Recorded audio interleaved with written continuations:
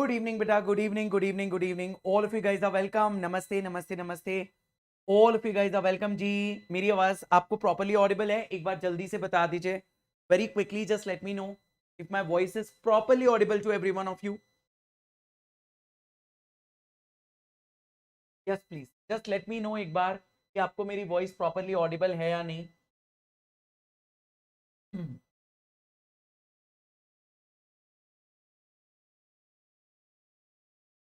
Good evening बेटा. Good evening, good evening, good evening. All of you guys are welcome. नमस्ते, नमस्ते, नमस्ते. सभी लोग का स्वागत है भाई. ओके, और चलिए जी.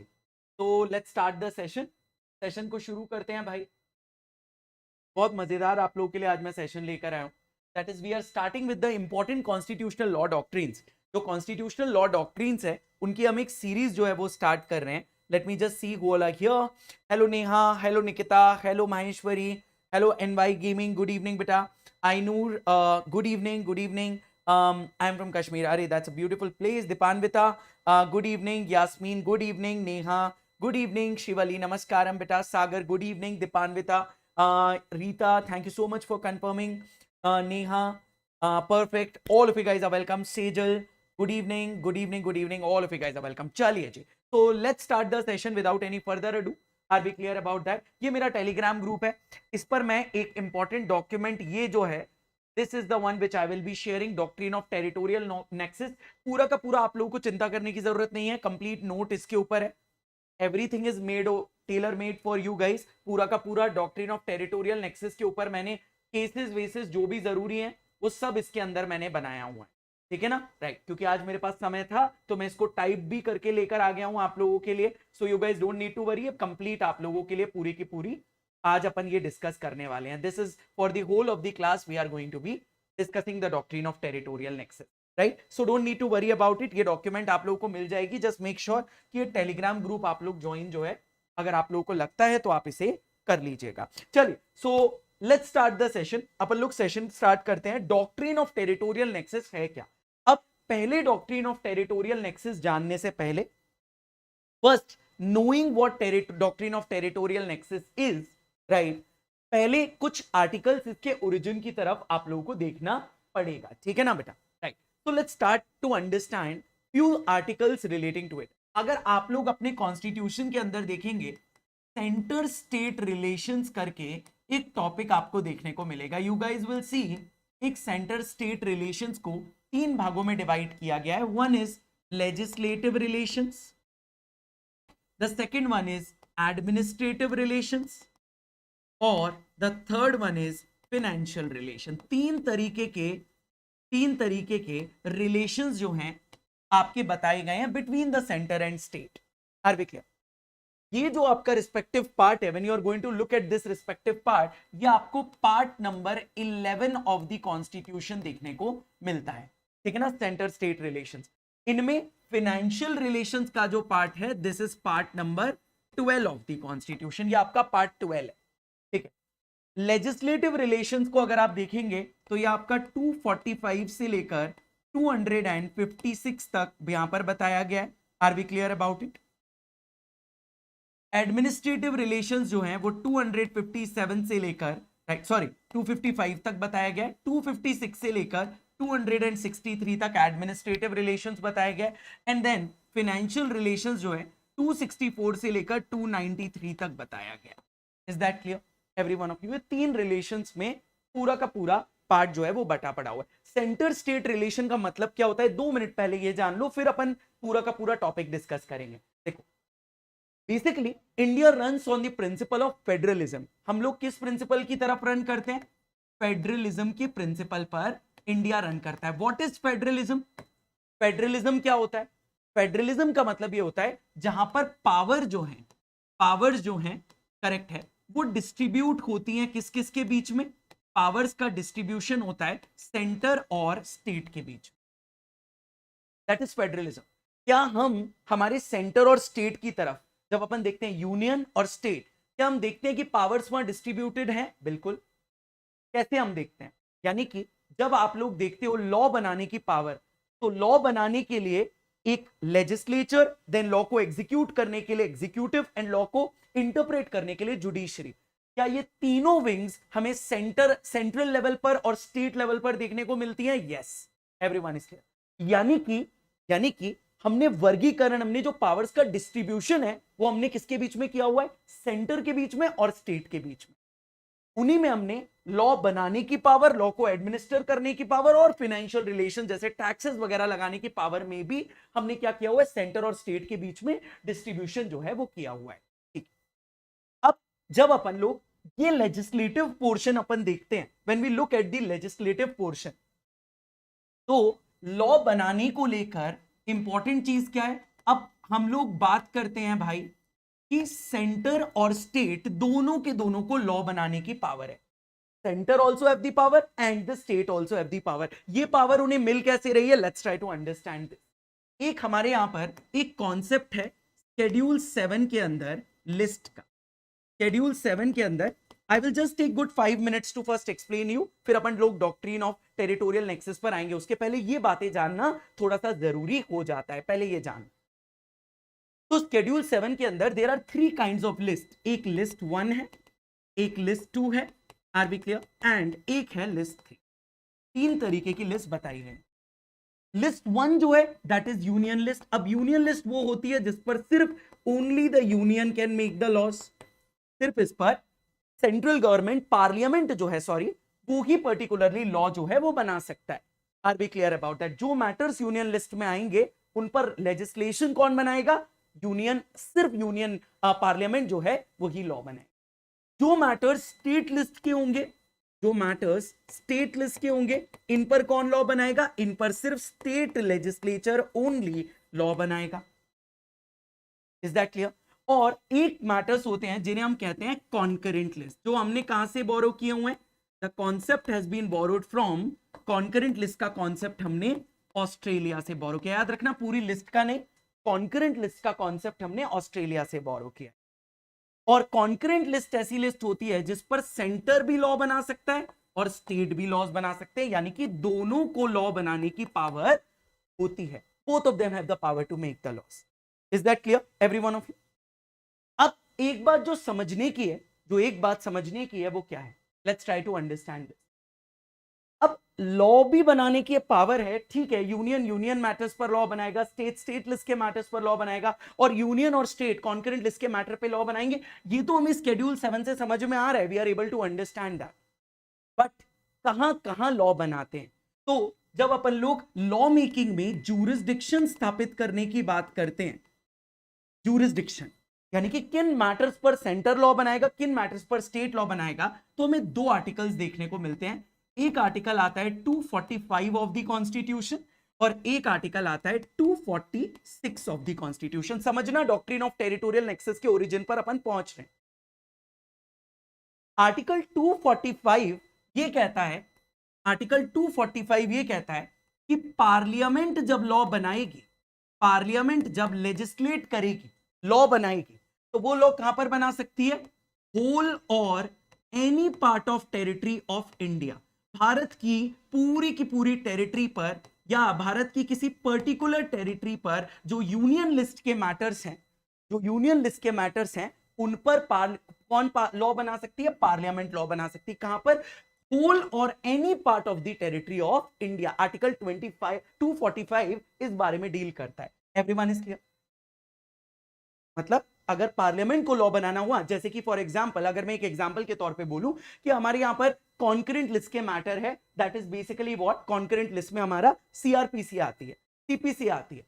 तो क्या पार्लियामेंट ने ये जो लॉ बनाया, सीपीसी बनाया, आपका सीआरपीसी बनाया, जितने भी लॉज वगैरह हैं, तो क्या उन्होंने होल ऑफ इंडिया पर इसकी एप्लीकेबिलिटी रखी, या कुछ पर्टिकुलरली पार्ट्स पर इसकी एप्लीकेबिलिटी रख सकते हैं? बिल्कुल।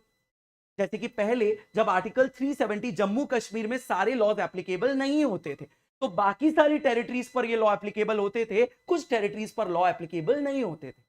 Is that clear every one of you? तो 245 आपको ये समझा रहा है कि भाई देखिए, शेड्यूल 7 में सब्जेक्ट मैटर है। Are we clear about that? Schedule number 7 में सब्जेक्ट मैटर है। Are we clear? जो आपको सब्जेक्ट्स बता रहा है कि किन सब्जेक्ट्स पर आप लॉ जो है वो बना सकते हैं। Are we clear? किन सब्जेक्ट्स पर? बट 245 टेरिटोरियल जुरिस्डिक्शन की बात कर रहा है। कौन से जुरिस्डिक्शन की बात कर रहा है? 245 जो है वो टेरिटोरियल जुरिस्डिक्शन की, किन टेरिटरीज में पार्लियामेंट या स्टेट लेजिस्लेचर लॉ बनाएंगी। Are we clear? अब इससे हमें पार्लियामेंट का समझ में आया, वो होल और any part of the territory of India में लॉज बना सकती है। Very good. इसी तरीके से एक स्टेट लेजिस्लेचर है, वो कहां पर लॉ बनाएंगी? All any part of territory of that state. Are we clear about? या तो उस, जैसे कि अगर मध्य प्रदेश स्टेट लेजिस्लेचर को कोई लॉ बनाना है, स्टेट लेजिस्लेचर ऑफ एमपी, तो वो एमपी की टेरिटोरियल लिमिट्स के अंदर ही लॉ जो है वो बना सकते हैं। Are we clear about that? जैसे एमपी अकोमोडेशन एक्ट, उसकी एप्लीकेशन कहां है?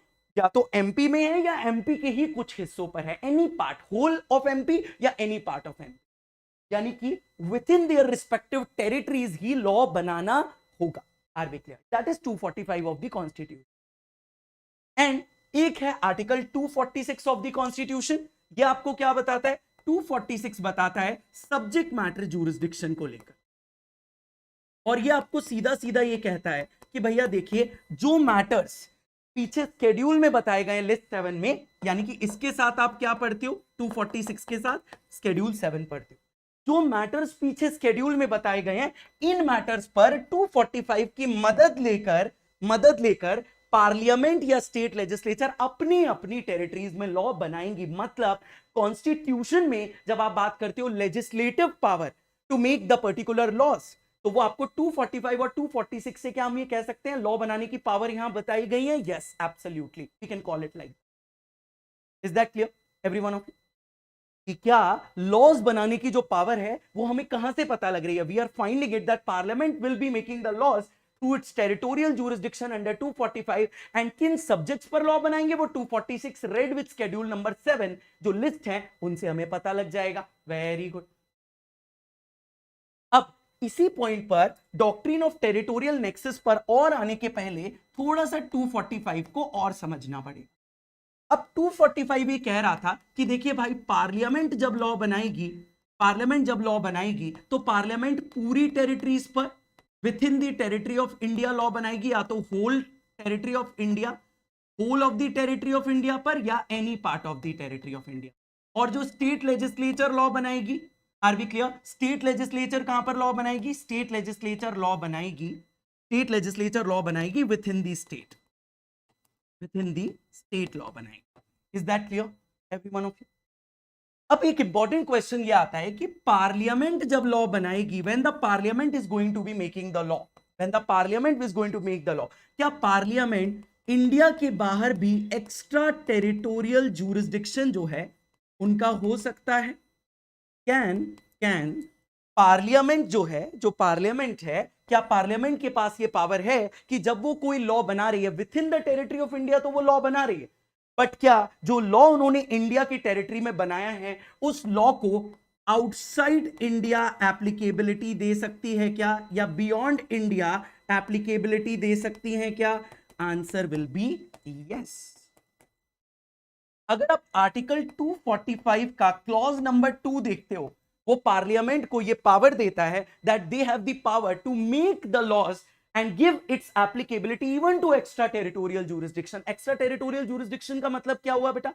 It basically means कि यहां पर beyond India भी पार्लियामेंट लॉ बना सकती है। जैसे जब अपन लोग आईपीसी का सेक्शन नंबर 3 देखते हैं, सेक्शन नंबर 4 देखते हैं, तो क्या वहां पर हम उन लॉज की पार्लियामेंट ने आईपीसी बनाई? क्या हम एक्स्ट्रा टेरिटोरियल एप्लीकेशन देखते हैं कि नहीं देखते हैं? यस और no every one of you. अब अपन वो डॉक्ट्रिन ऑफ टेरिटोरियल नेक्सस की तरफ बढ़ रहे हैं, ठीक है ना? जरा ध्यान रखना, आपको पता होना चाहिए कि अपन कैसे, what is doctrine of territorial nexus. अभी अपन उस पर आ रहे हैं। यानी कि पार्लियामेंट विद इन इंडिया भी लॉ बना सकती है, बियॉन्ड इंडिया अपने जो लॉज उन्होंने विद इन इंडिया बनाए, क्या उन्हें एक्स्ट्रा टेरिटोरियल ऑपरेशंस दे सकती है? बिल्कुल दे सकती है। जैसे कि अगर मैं एक एग्जांपल के तौर पे आप लोगों को बोलूं, एक कंपनी है जो कि रजिस्टर हुई है, इनकॉर्पोरेट हुई है। कहां पर हुई है? लेट्स कॉल इट इंग्लैंड में वो इनकॉर्पोरेट हुई। एक कंपनी है, there is a certain company, are we clear? ये कंपनी का इनकॉर्पोरेशन कहां पर हुआ? इंग्लैंड में इनकॉर्पोरेशन हुआ। इंग्लैंड में, मतलब आउटसाइड इंडिया इस कंपनी के ऑपरेशंस है, ठीक है। लेकिन इस कंपनी ने एक स्लीपिंग पार्टनर रखा हुआ है, करेक्ट बात है, एक स्लीपिंग पार्टनर रखा हुआ है और अपनी ऑपरेशंस इंडिया में भी खोले, यानी कि इस कंपनी ने अपनी एक सब्सिडरी जो है, जैसे हम लोग बोलते हैं ना कि मेन कंपनी जो है उनके ऑपरेशंस किसी पर्टिकुलर जगह पर होते हैं और उनकी सब्सिडरी कंपनीज भी कुछ कुछ होती हैं। तो एक कंपनी जो कि रजिस्टर इंग्लैंड में हुई है, उन्होंने एक अपनी सब्सिडरी जो है वो कहां पर खोली हुई है, इंडिया में खोली हुई है, और उनका एक स्लीपिंग पार्टनर भी इंडिया का है। Is that clear every one of you? अब ये कंपनी इंडिया में खूब पैसा कमाती है भाई, खूब खूब ज्यादा अमाउंट जो है वो अर्न करती है। Are we clear about that everyone?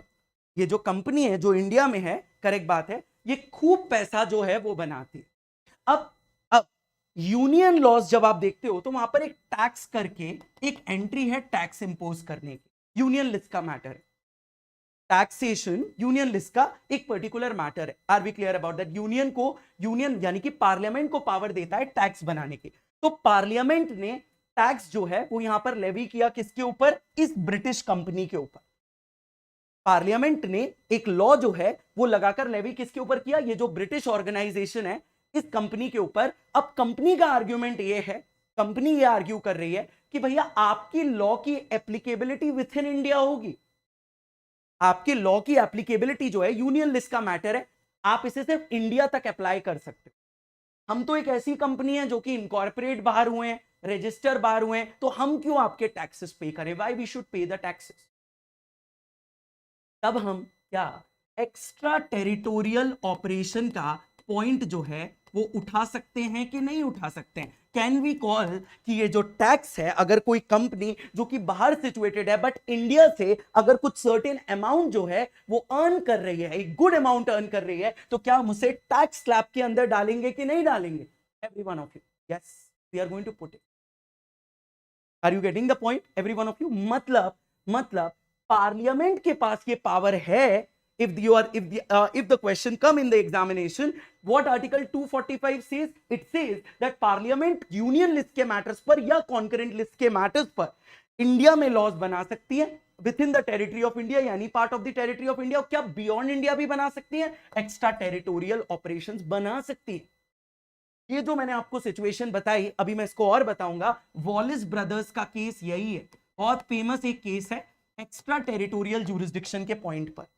Extra territorial jurisdiction यही है कि क्या जो कंपनी इनकॉर्पोरेट हुई है ब्रिटेन में, उनकी एक सब्सिडरी इंडिया के अंदर है, उनका एक स्लीपिंग पार्टनर इंडिया का है जो सब्सिडरी में काम करता है। इस कंपनी ने, जो कि सब्सिडरी ब्रांच इंडिया में है, इसने काफी प्रॉफिट्स अर्जित किए।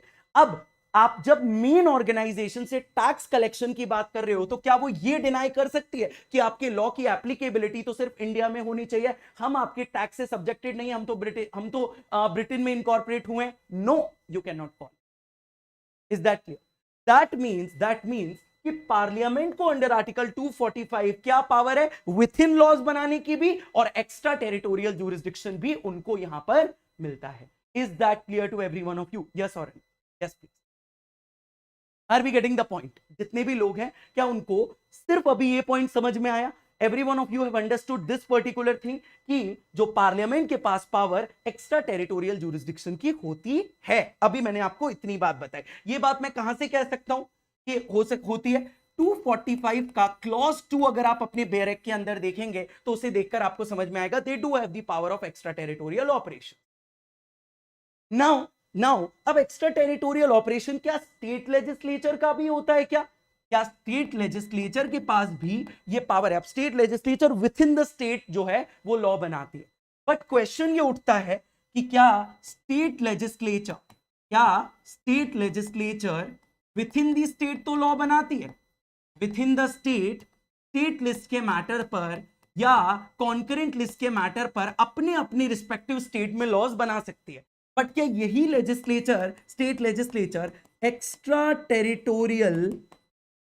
टेरिटोरियल लॉज जो है, या उन लॉज को एक्स्ट्रा टेरिटोरियल एप्लीकेबिलिटी मिल सकती है कि नहीं मिल सकती है? मतलब क्या जो स्टेट लेजिस्लेचर ने with in the state law बनाया, क्या उसकी एप्लीकेशन आउटसाइड स्टेट पर भी हो सकती है, every one of you, that is the question. अब जनरल रूल ये कहता है, ध्यान से सुनिएगा, जनरल रूल ये कहता है कि एक्स्ट्रा टेरिटोरियल लॉज बनाने की पावर, एक्स्ट्रा टेरिटोरियल लॉज बनाने की पावर किसको है? पार्लियामेंट को, पार्लियामेंट को है। स्टेट लेजिस्लेचर को एक्स्ट्रा टेरिटोरियल लॉज बनाने की पावर नहीं है। This is a general rule, are we clear? State legislature can not make the law. The general law says, article 245 का क्लॉज 1 अगर आप देखोगे तो वो क्लियर कट ये बात स्टैब्लिश करता है कि स्टेट लेजिस्लेचर को within the state laws बनाने की पावर है, पार्लियामेंट को within the country law बनाने की पावर है। बट 245 का क्लॉज 2 ये कह देता है कि पार्लियामेंट कहां भी लॉ बना सकती है, even beyond India extra territorial laws भी बना सकती है। बट अगर वो स्टेट लेजिस्लेचर के बारे में बात नहीं कर रहे हैं, इसका मतलब क्या है? पार्लियामेंट का इंटेंशन क्लियर कट है। ये कॉन्स्टिट्यूशन ड्राफ्ट करते वक्त कॉन्स्टिट्यूएंट असेंबली मेकर्स का इंटेंशन क्या है? उनका इंटेंशन क्लियर कट ये है कि स्टेट लेजिस्लेचर के बारे में हमने संविधान में कोई बात नहीं किया, एक्स्ट्रा टेरिटोरियल ऑपरेशन का मतलब स्टेट लेजिस्लेचर को आउटसाइड द स्टेट लॉ बनाने की पावर नहीं है। Everyone is clear, that is the general rule. क्या बोला मैंने? That is the general rule. अब अपन आते हैं डॉक्ट्रिन ऑफ टेरिटोरियल नेक्सस पर। लेकिन बट क्या इस एक्स्ट्रा टेरिटोरियल जूरिसडिक्शन का एक अपवाद भी है? एक्स्ट्रा टेरिटोरियल जूरिसडिक्शन जो है, आर वी क्लियर, क्या स्टेट लेजिस्लेचर को एक एक्सेप्शन के तौर पर मिल सकता है? Yes, are we clear about that? State legislature को भी ये पावर है कि they also can come and formulate a particular law. वो भी एक लॉ जो है इवन उसको एक्स्ट्रा टेरिटोरियल एप्लीकेशन दे सकती है, ये एक्सेप्शन के तौर पर है, लेकिन कुछ कंडीशंस मीट करना पड़ेगी।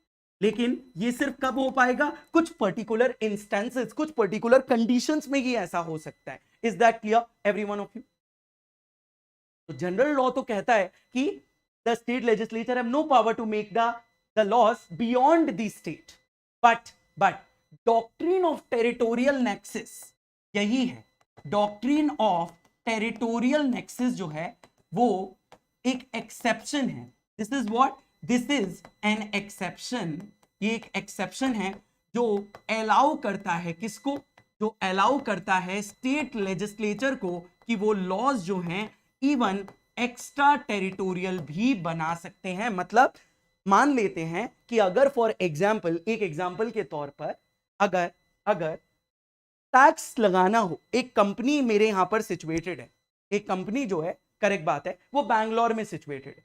There is a particular company which is situated in Bangalore. अब अगर वो पर्टिकुलर कंपनी एक क्या निकालती है? एक एडवर्टीजमेंट निकालती है, लेट्स कॉल इट बॉम्बे के अंदर, बॉम्बे के अंदर एक एडवर्टीजमेंट निकालती है। Are we clear about that every one of you? Prize competition को लेकर कि जो लोग ये लोग पजल वगैरह सॉल्व करेंगे, everyone is clear about that, तो हम उनको क्या देंगे? हम उनको एक सर्टेन अमाउंट वगैरह देंगे। बॉम्बे से बहुत सारे लोग इसके लिए इंटरेस्ट शो करते हैं, बहुत सारी एंट्रीज आती हैं। Are we clear about that? Lot of entries come into picture. अब मुझे बताइएगा, बॉम्बे जो है, जो आपका महाराष्ट्र जो गवर्नमेंट है, जब वो लॉ बनाएगी टैक्सेशन पॉलिसी को रेगुलेट करने के लिए, तो जो बैंगलोर बेस्ड कंपनी ने with in the state Bombay में जो अर्निंग्स की, क्या उन पर वो टैक्स जो है वो नहीं लगा सकती हैं? क्या बिल्कुल लगा सकती। Extra territorial application, the company is based in Bangalore, state legislature of Maharashtra have made the law which is going to be applicable within the state. But जो अर्निंग एक बाहर की कंपनी बाहर ऑपरेशंस कैरी करते हुए विद इन दी स्टेट कमा रही है, क्या हम उसको टैक्स कर सकते हैं कि नहीं कर सकते हैं? Yes, you have the power to do it. Are we clear about that? Yes please. यानी कि अगर मैं एक आसान भाषा में बोलूं, मैं आसान भाषा के अंदर आपको बोलूं, आर वी क्लियर, तो इससे हमें क्या समझ में आ रहा है? इससे हमें यह भी समझ में आ रहा है कि स्टेट लेजिस्लेचर के पास एक पावर इन जनरल नहीं होती एक्स्ट्रा टेरिटोरियल एप्लीकेशन कोई लॉ बनाने की। बट अगर टेरिटोरियल नेक्सस है, if there is some object के साथ कोई कनेक्शन, अभी मैं वो टेस्ट बताऊंगा आपको कि ये कब इन्वोक होता है, लेकिन अगर if there is some common nexus connected to the law made by them, तो क्या उसको एक एक्स्ट्रा टेरिटोरियल एप्लीकेशन भी दे सकते हैं? यस, दे सकते हैं। यानी कि doctrine of territorial nexus state legislature को अलाउ करती है कि वो विद इन द स्टेट जो लॉ बना रहे हैं उसकी एप्लीकेशन एक्स्ट्रा टेरिटोरियल भी हो। ये सबसे ज्यादा किन सिचुएशंस में होता है? टैक्स के मैटर्स में होता है। सबसे ज्यादा जो आपकी doctrine of territorial nexus use होती है वो टैक्स के मैटर्स में यूज होती है। लेकिन क्वेश्चन आएगा कि क्या नॉन टैक्स मैटर्स में भी doctrine of territorial nexus use हो सकती है? बिल्कुल यूज हो सकती है। It can come into use even in non tax matters as well. Are we clear?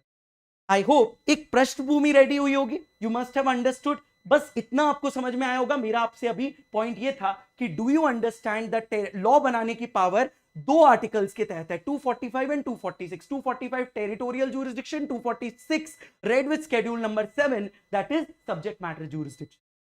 245 territorial jurisdiction के तौर पर कहता है parliament with in India law बनाएगी, बट बियॉन्ड इंडिया भी बना सकती है, लेकिन state legislature only with in India law बनाएगी। वहां आती है स्टेट लेजिस्लेचर के लिए एक exception, doctrine of territorial nexus, जो स्टेट लेजिस्लेचर को अलाउ करता है even to give while making the law can they give extra territorial application? Yes. So doctrine of territorial nexus is an exception to article 245. Is that clear? पहली चीज तो अब मेरे पास में एक गुड टाइम है to take you to the main notes which I have formulated for you. तो जैसा आई टोल्ड यू अबाउट इट कि क्या doctrine of territorial nexus article 245 से रिलेट करती है? यस, आर्टिकल 245 से टेरिटोरियल ज्यूरिसडिक्शन का एक्सेप्शन आपको यहां पर देखने को मिलता है। Territorial nexus is nothing but an exception to article 245। Are we clear? अब ये मैंने आर्टिकल 245 वही चीज बता रखी है कि पार्लियामेंट को पावर है लॉज बनाने की। पार्लियामेंट एक्स्ट्रा टेरिटोरियल लेजिस्लेशन भी बना सकती है। पार्लियामेंट के पास ये पावर है कि वो with in the territory of India law बनाएगी और एक्स्ट्रा टेरिटोरियल लॉज भी वो बना सकती है। Are we clear about? इसका मतलब क्या है? इसका मतलब यह है कि पार्लियामेंट जब लॉज बनाती है they are applicable not only to the persons and property within the territory of India but also to Indian citizens and their property in any part of the world. कि जब parliament law बनाएगी तो वो जितने भी Indian citizens होंगे, even those who are beyond India and उनकी properties any part of the world में ही क्यों ना हो, उन सब के ऊपर इस पर्टिकुलर लॉ का इंपैक्ट जो है वो पड़ेगा। That means extra territorial operation parliament के पास में है लॉज बनाने। तो आउटसाइड इंडिया भी हो सकता है। लेकिन अगर मैं 245 की तरफ जाऊं, स्टेट लेजिस्लेचर के बारे में बात करूं, तो स्टेट लेजिस्लेचर सिर्फ अपनी स्टेट के अंदर लॉज बना सकती है। Are we clear? Unlike the parliament, this is the major line of difference. Unlike the parliament, state legislature cannot make extra territorial legislation. यानी कि जनरल रूल मैंने क्या बताया था? स्टेट लेजिस्लेचर सिर्फ अपनी स्टेट में लॉ बनाएगी, उसके बाहर लॉज नहीं बना सकती। अब अगर मैं इस प्रपोजिशन को देखूं, if I am going to look at this above proposition, तो ये प्रपोजिशन देखकर मुझे क्या समझ में आता है? Every one of you, it is clear कि ये क्लियर है कि state made laws does not have extra territorial application. General rule. Are we clear? That means कि जो लॉ बनाएगी, जो स्टेट लेजिस्लेचर जो लॉ बनाएगी, वो आउटसाइड द स्टेट एप्लीकेबल नहीं होंगे। एग्जाम्पल के तौर पर कि अगर गुजरात जो है एक लॉ बनाती है जिसमें वो अल्कोहल के ऊपर बैन लगा देती है within Gujarat itself, Gujarat liquor state prohibition act. Are we clear about that?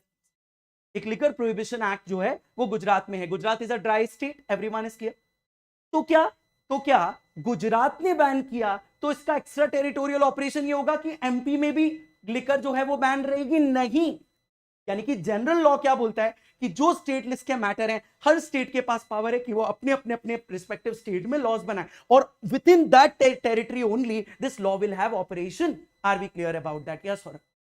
तो ऐसा थोड़ी ना है कि गुजरात में अगर लिकर जो है वो बैन की गई है तो एमपी में भी बैन होगी? नहीं। Are we clear? That is what in general rule के तौर पर स्टेट लेजिस्लेचर का इफेक्ट एक्स्ट्रा टेरिटोरियल नहीं होता। लेकिन देखिएगा, और यही सेम बात भी किसमें कही गई? इन कोचुनी वर्सेस स्टेट ऑफ मद्रास यही सेम चीज बोली गई कि स्टेट लॉज जो हैं would be void, state laws void हो जाएंगे अगर उनका एक एक्स्ट्रा टेरिटोरियल ऑपरेशन, यानी कि state legislature in general does not have a extra territorial operation. Article 245 भी ये बात बता रहा है चिल्ला के। और दूसरी चीज जो आपका केस है कोचुनी वर्सेस स्टेट ऑफ मद्रास, वो भी आपको ये बता रहा है। लेकिन इस रूल का एक एक्सेप्शन भी है, there is also an exception to this general rule. अब there is one exception to this general rule, that is extraterritorial application made by a state legislature will be valid when there is a sufficient nexus between the state and the object। अब अगर state ने कोई law बनाया, और कोई भी law जो बनाया जाता है विद सर्टेन ऑब्जेक्टिव बनाया जाता है, there is always, are we clear about that? There is always what? There is always a object. हमेशा कोई ना कोई मेरा उद्देश्य होता है कोई लॉ को बनाने में, कोई पर्पस अचीव करना चाहता हूं कोई लॉ को बनाकर। जैसे कि टैक्स कलेक्शन में लेना चाहता हूं, रेवेन्यू में जनरेट करना चाहता हूं, यस और नो, एवरीवन इज क्लियर, ये मेरा पर्टिकुलर पर्पस है। अब वो बोल रहे हैं कि क्या अगर स्टेट लेजिस्लेचर जो लॉ बनाएगी उस लॉ को एक्स्ट्रा टेरिटोरियल एप्लीकेशन मिल सकता है अगर वो लॉ बनाने से उनका सफिशिएंट नेक्सस जो है, जो स्टेट लेजिस्लेचर जो लॉ बना रही है, करेक्ट है, उसके बीच में, उनके लॉ बनाने के बीच में एक सफिशिएंट नेक्सस हो विद द ऑब्जेक्ट। जो ऑब्जेक्ट वो अचीव करना चाहती हैं, अगर वो ऑब्जेक्ट कैसे पर्टिकुलर अचीव होगा, how that object is going to be achieve, that object is going to be achieved if we are going to give this law an extra territorial operation also. मतलब एक example के तौर पर जितनी भी particularly companies हैं, वो जितना रेवेन्यू एमपी के अंदर बना रही हैं, whatever एमपी के अंदर रेवेन्यू बना रही हैं, they must pay the taxes। उनको फाइल करना पड़ेगा, अमाउंट ऑफ टैक्स जो है वो देना पड़ेगा, यस और नो। ठीक। अब कुछ ऐसी कंपनी है जो कि बियॉन्ड द स्टेट सिचुएटेड है, but they have made certain profits with in the state, उन्होंने विद इन द स्टेट कुछ प्रॉफिट अर्जित किए। तो क्या एमपी गवर्नमेंट को ऐसा नहीं करना चाहिए कि उनको टैक्स जो है, अब उनका पर्पस क्या है ऑब्जेक्ट बनाते वक्त, कि जो भी हमारे स्टेट में जितनी लागत आई है, जो आपने आमदनी अर्न की है, उसमें से कुछ टैक्स आपको देना पड़ेगा। तो क्या वो टैक्स लगाने की पावर आपके ऊपर नहीं होगी? बिल्कुल होगी। Are B clear about, is that clear to everyone of you? अब मेरा अल्टीमेट पर्पस या ऑब्जेक्ट क्या है? मेरा अल्टीमेट पर्पस क्या है? Tax collection. अब वो टैक्स कलेक्शन अगर तुम मेरे स्टेट में आकर कर रहे हो, भले ही चाहे तुम किसी भी स्टेट से बिलोंग करते हो, मुझे फर्क नहीं पड़ता, मेरा अल्टीमेट ऑब्जेक्ट है to collect the taxes. If you have generated income here, you must pay the taxes to me, फिर आपको वो देने पड़ेंगे। आपके लिए वहां पर ये डिफेंस नहीं है कि मेरी कंपनी तो इज बेस्ड आउटसाइड, मेरी कंपनी जो है वो तो बाहर बेस्ड है, that can not be an argument which you can make in this particular situation. Is that clear to everyone? तो according to this doctrine of territorial nexus, according to the doctrine of territorial nexus, the object to which a state law applies need not be physically located within the state territory। यानी कि जो आपका object जो आप achieve करना चाहते हैं state, जिन particular point पर जो ऑब्जेक्ट, जो उद्देश्य जो है जिसके तहत उन्होंने ये पर्टिकुलर लॉ बनाया, जरूरी नहीं है कि वो ऑब्जेक्ट आपके स्टेट में रहते हुए ही अचीव हो। अगर जो पर्पस से मैंने एक लॉ बनाया है, अगर वो अचीव हो रहा है इवन आउटसाइड रहते हुए भी, तो भी क्या होगा? देन ऑल्सो आपका क्या होगा? आप इस पर्टिकुलर एम्बिट के अंदर आ जाओगे, you will fall within this ambit. Are we clear about that? Yes please. लेकिन आपको प्रूफ क्या करना पड़ेगा? There is some nexus, sufficient nexus होना चाहिए और कनेक्शन होना चाहिए between the state and the subject matter of law. जो स्टेट और जो लॉ बनाया जा रहा है, जो ऑब्जेक्ट आप अचीव करना चाहते हैं, उसके बीच में एक सफिशिएंट नेक्सस या कनेक्शन आपको स्थापित करना पड़ेगा। अगर आप ये स्थापित कर देते हो तो आपका क्या होगा? फिर हम डॉक्ट्रिन ऑफ टेरिटोरियल नेक्सस की बात कर सकते हैं। और ऐसी परिस्थिति में स्टेट लेजिस्लेचर इवन उस ऑब्जेक्ट को अचीव करने के लिए can they have an extra territorial application as well? Yes they can. Is that clear to everyone? अब अगर मैं इस पर्टिकुलर डॉक्ट्रीन की बात करूं, if I am going to speak of this particular doctrine of territorial nexus. अब doctrine of territorial nexus जो है वो आपकी किस बारे में बात करती है? प्री कॉन्स्टिट्यूशनल और पोस्ट कॉन्स्टिट्यूशनल पीरियड में आपको कुछ केसेस मिलेंगे जिनमें ओरिजिन, प्री कॉन्स्टिट्यूशन मतलब 26 जनवरी के पहले 26 जनवरी 1950 इन्फोर्समेंट में आने के पहले और पोस्ट कॉन्स्टिट्यूशन मतलब after the commencement of constitution. क्या हमें टेरिटोरियल नेक्सस पर कुछ केसेस जो है वो देखने को मिलते हैं? यस। एक केस है बहुत फेमस, इसमें मैंने 2 केसेस और भी बताए हैं, 2 एग्जाम के लिए इतने जरूरी नहीं है। एक आपका फेडरल कोर्ट के डिसीजंस है 1944 का और 1949 का, दो डिसीजंस हैं। Are we clear about that? Yes please. अब ये जो 1944 और 1949 के डिसीजंस हैं, ये इतने इंपॉर्टेंट डिसीजंस नहीं है। एक है governor general versus Raleigh investment company and H Wadia versus commissioner of income tax. ये पहले दो केसेस थे जो डिसाइड हुए थे, जिन्होंने इन डॉक्ट्रिन का इस्तेमाल किया था, लेकिन आपको इन पर याद नहीं रखना है। आपके लिए इंपॉर्टेंट है प्रिवी काउंसिल का डिसीजन जो 1948 में आया था, Wallace brothers and company versus commissioner of income. इन्होंने एक्स्ट्रा टेरिटोरियल जूरिसडिक्शन के ऊपर बात जो है वो की थी, डॉक्ट्रिन ऑफ टेरिटोरियल नेक्सस पर एक्स्ट्रा टेरिटोरियल ऑपरेशन की बात कही थी। वही केस है जो मैंने अभी बताया था ना, कंपनी ब्रिटेन में बेस्ड थी, इनकॉर्पोरेट ब्रिटेन में हुई थी, उसकी कुछ सब्सिडरीज इंडिया के अंदर थी। Are we clear about that? एक स्लीपिंग पार्टनर इंडिया का था, इस कंपनी ने मैक्सिमम प्रॉफिट्स अर्न किए। Are we clear? एंड जब यूनियन गवर्नमेंट ने इनके ऊपर टैक्स लगाया तो ये कंपनी कह रही थी हमारे ऑपरेशंस तो इंडिया के बाहर है। तब कोर्ट ने यहां पर क्या लगाया? Doctrine of territorial nexus court ने इसके अंदर पहली बार यूज किया, और उन्होंने कहा doesn't matter your operations are situated outside India, still we have the power to tax you, because आपने जो इनकम जनरेट की है वो आपने हमारी टेरिटरीज के लोगों से जनरेट की है। So you have every right to pay taxes. So it is your responsibility to pay taxes, and it is our right to have taxes collected from you. Is that clear, every one of you? Yes, please. इसी case को जरा देखते हैं। तो अभी आपको क्या याद रखना है, प्री कॉन्स्टिट्यूशनल पीरियड में जो सबसे बड़ा case doctrine of territorial nexus पर निकलता है, that is the case of what? Wallace brothers and company limited versus commissioner of income tax. जरा एक मिनट के लिए इसी केस की तरफ देख। केस आप लोगों को ऑलरेडी पता है, let's look into what I have told. तो एक कंपनी जो थी वॉलिस ब्रदर्स एंड कंपनी, ये इनकॉर्पोरेट रजिस्टर कहां पर हुई थी? लीगल एंटिटी कहां की है? यूके में रजिस्टर हुई। Are we clear? ये कंपनी का इनकॉर्पोरेशन कहां पर हुआ था? एग्जिस्टेंस में कहां पर आई थी? यूके में आई, मतलब बियॉन्ड इंडिया आई थी।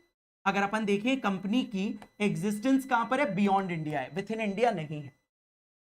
And it also carried out it's business in India through a sleeping partner, और वो इंडिया में भी अपने कुछ ऑपरेशंस जो है वो कैरी कर रही है। ठीक है, इस दौरान इस पर्टिकुलर कंपनी ने स्टैगरिंग प्रॉफिट्स कमाए, खूब पैसा जो है प्रॉफिट्स कमाए इंडिया में रहते हुए। ठीक है, अब इनकम टैक्स अथॉरिटीज ने ये बोला कि भैया हम आपसे टैक्स जो है वो कलेक्ट करेंगे upon the respondent company, that is Wallace brothers. अब इनकम टैक्स अथॉरिटी के इस ऑर्डर को बॉम्बे हाईकोर्ट में चैलेंज किया जा रहा है। By who? By Wallace brothers. Wallace brothers ये कह रहे हैं, उनका आर्ग्यूमेंट ये है क्योंकि हमारी कंपनी इंडिया के बाहर सिचुएटेड है और आप टैक्स लगाने की पावर आपको विद इन इंडिया है, हाउ कैन यू चार्ज और कलेक्ट टैक्स फ्रॉम अस और levy tax on us which is a company which is not based in India? हम तो हमारे ऑपरेशंस बाहर से कर रहे हैं। तब पहली बार डॉक्ट्रिन ऑफ टेरिटोरियल नेक्सस जो है वो यूज की गई प्रिवी काउंसिल के द्वारा। Are we clear about that? Privy council ने इस केस के अंदर, कोर्ट ने यह बोला that doctrine of territorial nexus is operative in this case and hence the levying of such tax is valid। पहली चीज, और उन्होंने ये बताया, अब वो रीजन दे रहे हैं क्यों, क्योंकि उन्होंने बोला आपकी कंपनी की जो मेजर पार्ट ऑफ इनकम है वो कहां से आ रही है, जो आपके ऊपर टैक्स की जा रही है, तो वो जो मेजर पार्ट ऑफ इनकम है वो आपकी ब्रिटिश इंडिया से एक्सट्रैक्ट की जाए। Are we clear about? British India मतलब ब्रिटेन की बात नहीं कर रहे हैं। Are we clear about that? 1947 के पहले हम आजाद नहीं हुए थे, तो ब्रिटिश इंडिया था, केस 1944 का है। Are we clear about that? तो वो बोल रहे हैं कि आपकी जो इनकम आ रही है, आप ब्रिटेन की भले ही कंपनी हो सकते हो, लेकिन आपकी कंपनी कहां से आ रही है? उस वक्त पर ब्रिटिश इंडिया से, यानी कि इंडिया में ऑपरेशंस कैरी करते वक्त आपकी मेजर इनकम यहां पर आ रही है। तो we have every right to tax you. Why? Because आपका जो कलेक्शन है वो आपका इंडिया से, so you cannot run away from your responsibility to pay the taxes. Is that clear, every one of you? तो अल्टीमेटली इस case में पहली बार क्या माना गया कि एक सफिशिएंट ग्राउंड इसे कंस्ट्रू किया गया, किस चीज के लिए? टेरिटोरियल नेक्सस स्टैब्लिश करने के लिए। मतलब ये कनेक्शन स्टैब्लिश हो रहा है किस चीज का? जब इनकम टैक्स लॉज बनाए गए। Are we clear? तो टैक्सेशन लॉस क्या बोलते हैं? जो आप इनकम जनरेट कर रहे हो यहां रहते हुए, आपको उसका एक पर्टिकुलर पोर्शन टैक्स के फॉर्म में गवर्नमेंट को देना पड़ेगा। अब क्योंकि अब ये कंपनी सिर्फ ये आर्ग्यूमेंट नहीं उठा सकती कि हम तो बाहर रहते हैं, हम इनकॉर्पोरेट बाहर हुए हैं, लेकिन भैया आप ऑपरेशंस भी तो इंडिया में चलाए, और ऑपरेशंस जब आपने इंडिया में चलाए तो आपकी मेजॉरिटी ऑफ इनकम भी यहीं से गई है, तो how can you run away from taxes? तो मैं वो जो ऑब्जेक्ट जो मेरा है टैक्सेशन लॉस का बनाते वक्त, क्या मैं वॉलिस ब्रदर्स के केस में डॉक्ट्रिन ऑफ टेरिटोरियल नेक्सस को अप्लाई कर सकता हूं, ये कहते हुए क्योंकि मेजॉरिटी पार्ट ऑफ इनकम जो थी उस कंपनी की, जो कि भले ही ब्रिटेन में सिचुएटेड थी, बट वो जब ऑपरेशंस इंडिया में उस कंपनी की सब्सिडरी कैरी कर रही है, उसने अगर उससे मेजर पार्ट ऑफ इनकम उस साल उसने इंडिया से कमाया तो उनकी रिस्पॉन्सिबिलिटी टैक्स पे करने की बनती है। Are we clear about that? Yes please. Is that clear everyone of? Same बेटा everywhere. Are we clear about that? आपकी जो भी पर्टिकुलर कंट्रीज हैं, जो भी कंट्रीज हैं वो आपके ऊपर टैक्सेशन पॉलिसीज चार्ज करती हैं। Are we clear? इसीलिए तो लोग, कई बार आप लोगों ने सुना होगा, जब आप कंपनीज एक्ट के अंदर होते हो, टैक्स हेवन वगैरह कई सारे जगह होते हैं जहां पर आपको टैक्स इवेड करने के लिए कुछ तरीके बताए जाते हैं। Are we clear? Cayman Islands वगैरह का आप लोगों ने नाम सुना होगा। तो बहुत सारी कंपनीज इसी तरीके से ऑपरेशन रन करती हैं, लेकिन ये कंट्री टू कंट्री डिपेंड करेगा। जैसे हमारे यहां पर 245 इंडिया को ये पावर दे रहा है कि यूनियन गवर्नमेंट के पास में ये पावर है कि वो जब लॉ बनाए तो उसे एक्स्ट्रा टेरिटोरियल ऑपरेशन दे सकते हैं, तो उन्होंने ऐसा ही किया। Are we clear about that? और यहां पर जो लॉज बनाए जा रहे हैं इस कंपनी से इसलिए लिए गए because they were running it's operations in India also. भले उनकी सब्सिडरी कर रही थी तो टैक्स देने की ऑब्लिगेशन से भाग नहीं सकती सिर्फ ये आर्ग्यूमेंट लेकर कि मैं तो बाहर।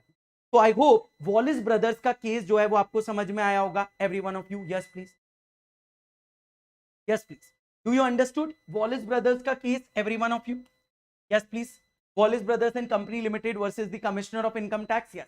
तो ये किसका जजमेंट है बेटा? Pre constitutional law privy council का जजमेंट है। Is that clear? ये अपन पहले की बात करें, संविधान आने के पहले की बात करें। Is that clear? अब अपन पोस्ट कॉन्स्टिट्यूशनल लॉ के पॉइंट पर बात करते हैं। पोस्ट कॉन्स्टिट्यूशनल लॉ में सबसे इंपॉर्टेंट केस है आपका state of Bombay versus RMD Chamarbaugwala. Are we clear?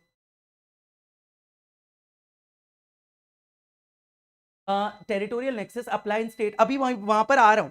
अभी ये जो मैंने आपको बताया था, नेहा, मैंने आपको ये बताया कि क्या पार्लियामेंट जब लॉज बनाएंगी तो वो उसका एक्स्ट्रा टेरिटोरियल ऑपरेशन दे सकते हैं, जो उनके लॉज की एप्लीकेबिलिटी या एक्सटेंड को, जैसे आईपीसी में होता है, क्या हम उसको बियॉन्ड इंडिया भी अप्लाई कर सकते हैं? यस।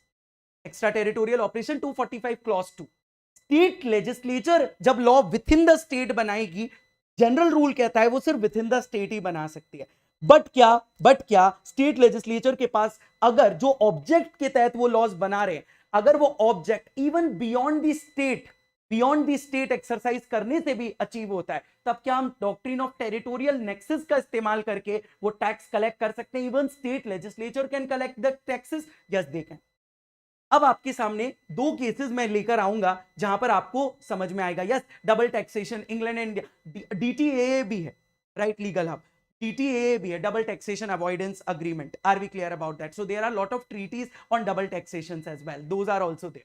एनीवेज, खैर वो बात की बात है, बट आई होप पहले तो आपको ये समझ में आया होगा वॉलिस ब्रदर्स का पहला केस, सबसे important, doctrine of territorial nexus. Now post constitutional law पे अपन पहुंचते हैं और डॉक्ट्रिन ऑफ टेरिटोरियल नेक्सस की एप्लीकेशन देते हैं state of Bombay versus RMD चमार बागवाला। माइंड यू, ये केस अभी आपको जब मैं प्रिंसिपल ऑफ सेवरेबिलिटी या प्रिंसिपल ऑफ सेपरेबिलिटी भी पढ़ाऊंगा, वहां भी आपको देखने को मिलेगा। जब अपन आर्टिकल 13 पढ़ेंगे ना, when we are going to read article number 13, तो वहां पर सेवरेबिलिटी का प्रिंसिपल, इक्लिप्स की डॉक्ट्रिन है, सेवरेबिलिटी में ये भी एक लीडिंग केस है। तो ये केस दोनों जगह पर पूछा जाता है। It is asked in both the situations, right? तो आपसे पूछ सकते हैं state of Bombay versus RMD चमार बागवाला का जो केस है वो किससे रिलेटेड केस है। अगर ऑप्शन में सेवरेबिलिटी हुआ तो सेवरेबिलिटी लगाओगे, और अगर ऑप्शन के अंदर टेरिटोरियल नेक्सस हुआ तो फिर टेरिटोरियल नेक्सस लगाओगे। यस प्लीज, एवरीवन ऑफ, कोई दिक्कत, कोई डाउट? Everyone of. अब इसके बाद में केस लॉस के बाद में अब अपन एक और केस के ऊपर पहुंचते हैं, that state of Bombay versus RMD Chamarbaugwala. What does this particular case speaks of? अब ये क्या आपको बताता है? अब जरा इसको देखिए। अब इस केस के अंदर जो रिस्पोंडेंट थे, अब यहां से तुम्हारे स्टेट लेजिस्लेचर के पॉइंट पर केस शुरू है। इसके पहले जो केस था उसने सिर्फ एक्स्ट्रा टेरिटोरियल ऑपरेशन आपको समझाया। अब आपका स्टेट लेजिस्लेचर किन किन परिस्थितियों में जो टैक्सेस है, टैक्सेस वगैरह जो लगाएंगी या किन किन पर्टिकुलर परिस्थितियों में एक लॉ को एक्स्ट्रा टेरिटोरियल ऑपरेशन देख सकती है, वो आपको थोड़ा समझ में आएगा। अब इस केस में जो आरएमडी चमारबाग वाला है respondent, he was not a resident of Bombay. Are B clear? ये बॉम्बे के रेसिडेंट नहीं है। अब ये प्राइस कंपटीशन एक क्रॉसवर्ड पजल का ऑर्गेनाइज करते हैं। कहां के रहने वाले हैं? ये जो रिस्पोंडेंट है ये बैंगलोर के रहने वाले, और बैंगलोर में एक न्यूज़पेपर में इश्तेहार देते हैं। किस चीज का? एक इश्तेहार देते हैं कि भैया मैं एक प्राइस कंपटीशन क्रॉसवर्ड पजल का, are B clear about that, करने वाला हूं न्यूज़पेपर के थ्रू। ठीक है, ये न्यूज़पेपर प्रिंट और पब्लिश भी कहां होता है? बैंगलोर में ही होता है। ठीक है ना, बैंगलोर में ही प्रिंट भी होता है, पब्लिश भी होता है। लेकिन ये जो पर्टिकुलर न्यूज़पेपर है ये बॉम्बे में भी पब्लिश होता है, यानी कि इसका सर्कुलेशन एंड पब्लिकेशन कहां पर भी है? इस पर्टिकुलर न्यूज़पेपर का सर्कुलेशन, पब्लिकेशन और सर्कुलेशन जो है वो कहां पर है? बॉम्बे में भी है। यानी कि याद रखिएगा, जब मैं कह रहा हूं कि a person who is not a resident of Bombay, इन्होंने एक क्या निकाला? न्यूज़पेपर में क्रॉसवर्ड पजल कंपटीशन जो है वो निकलवाते हैं, और जो क्रॉसवर्ड पजल कंपटीशन है बैंगलोर में जो निकाल रहे हैं, उसका सर्कुलेशन कहां पर भी है? बॉम्बे में भी है। मतलब बॉम्बे के पार्टिसिपेंट्स भी इसमें हिस्सा लेंगे? यस प्लीज, पहले तो ये बताइए, क्या बॉम्बे के पार्टिसिपेंट्स भी इसके अंदर हिस्सा लेंगे कि नहीं लेंगे? ये जो क्रॉसवर्ड पजल है, और ऐसा ही होता है।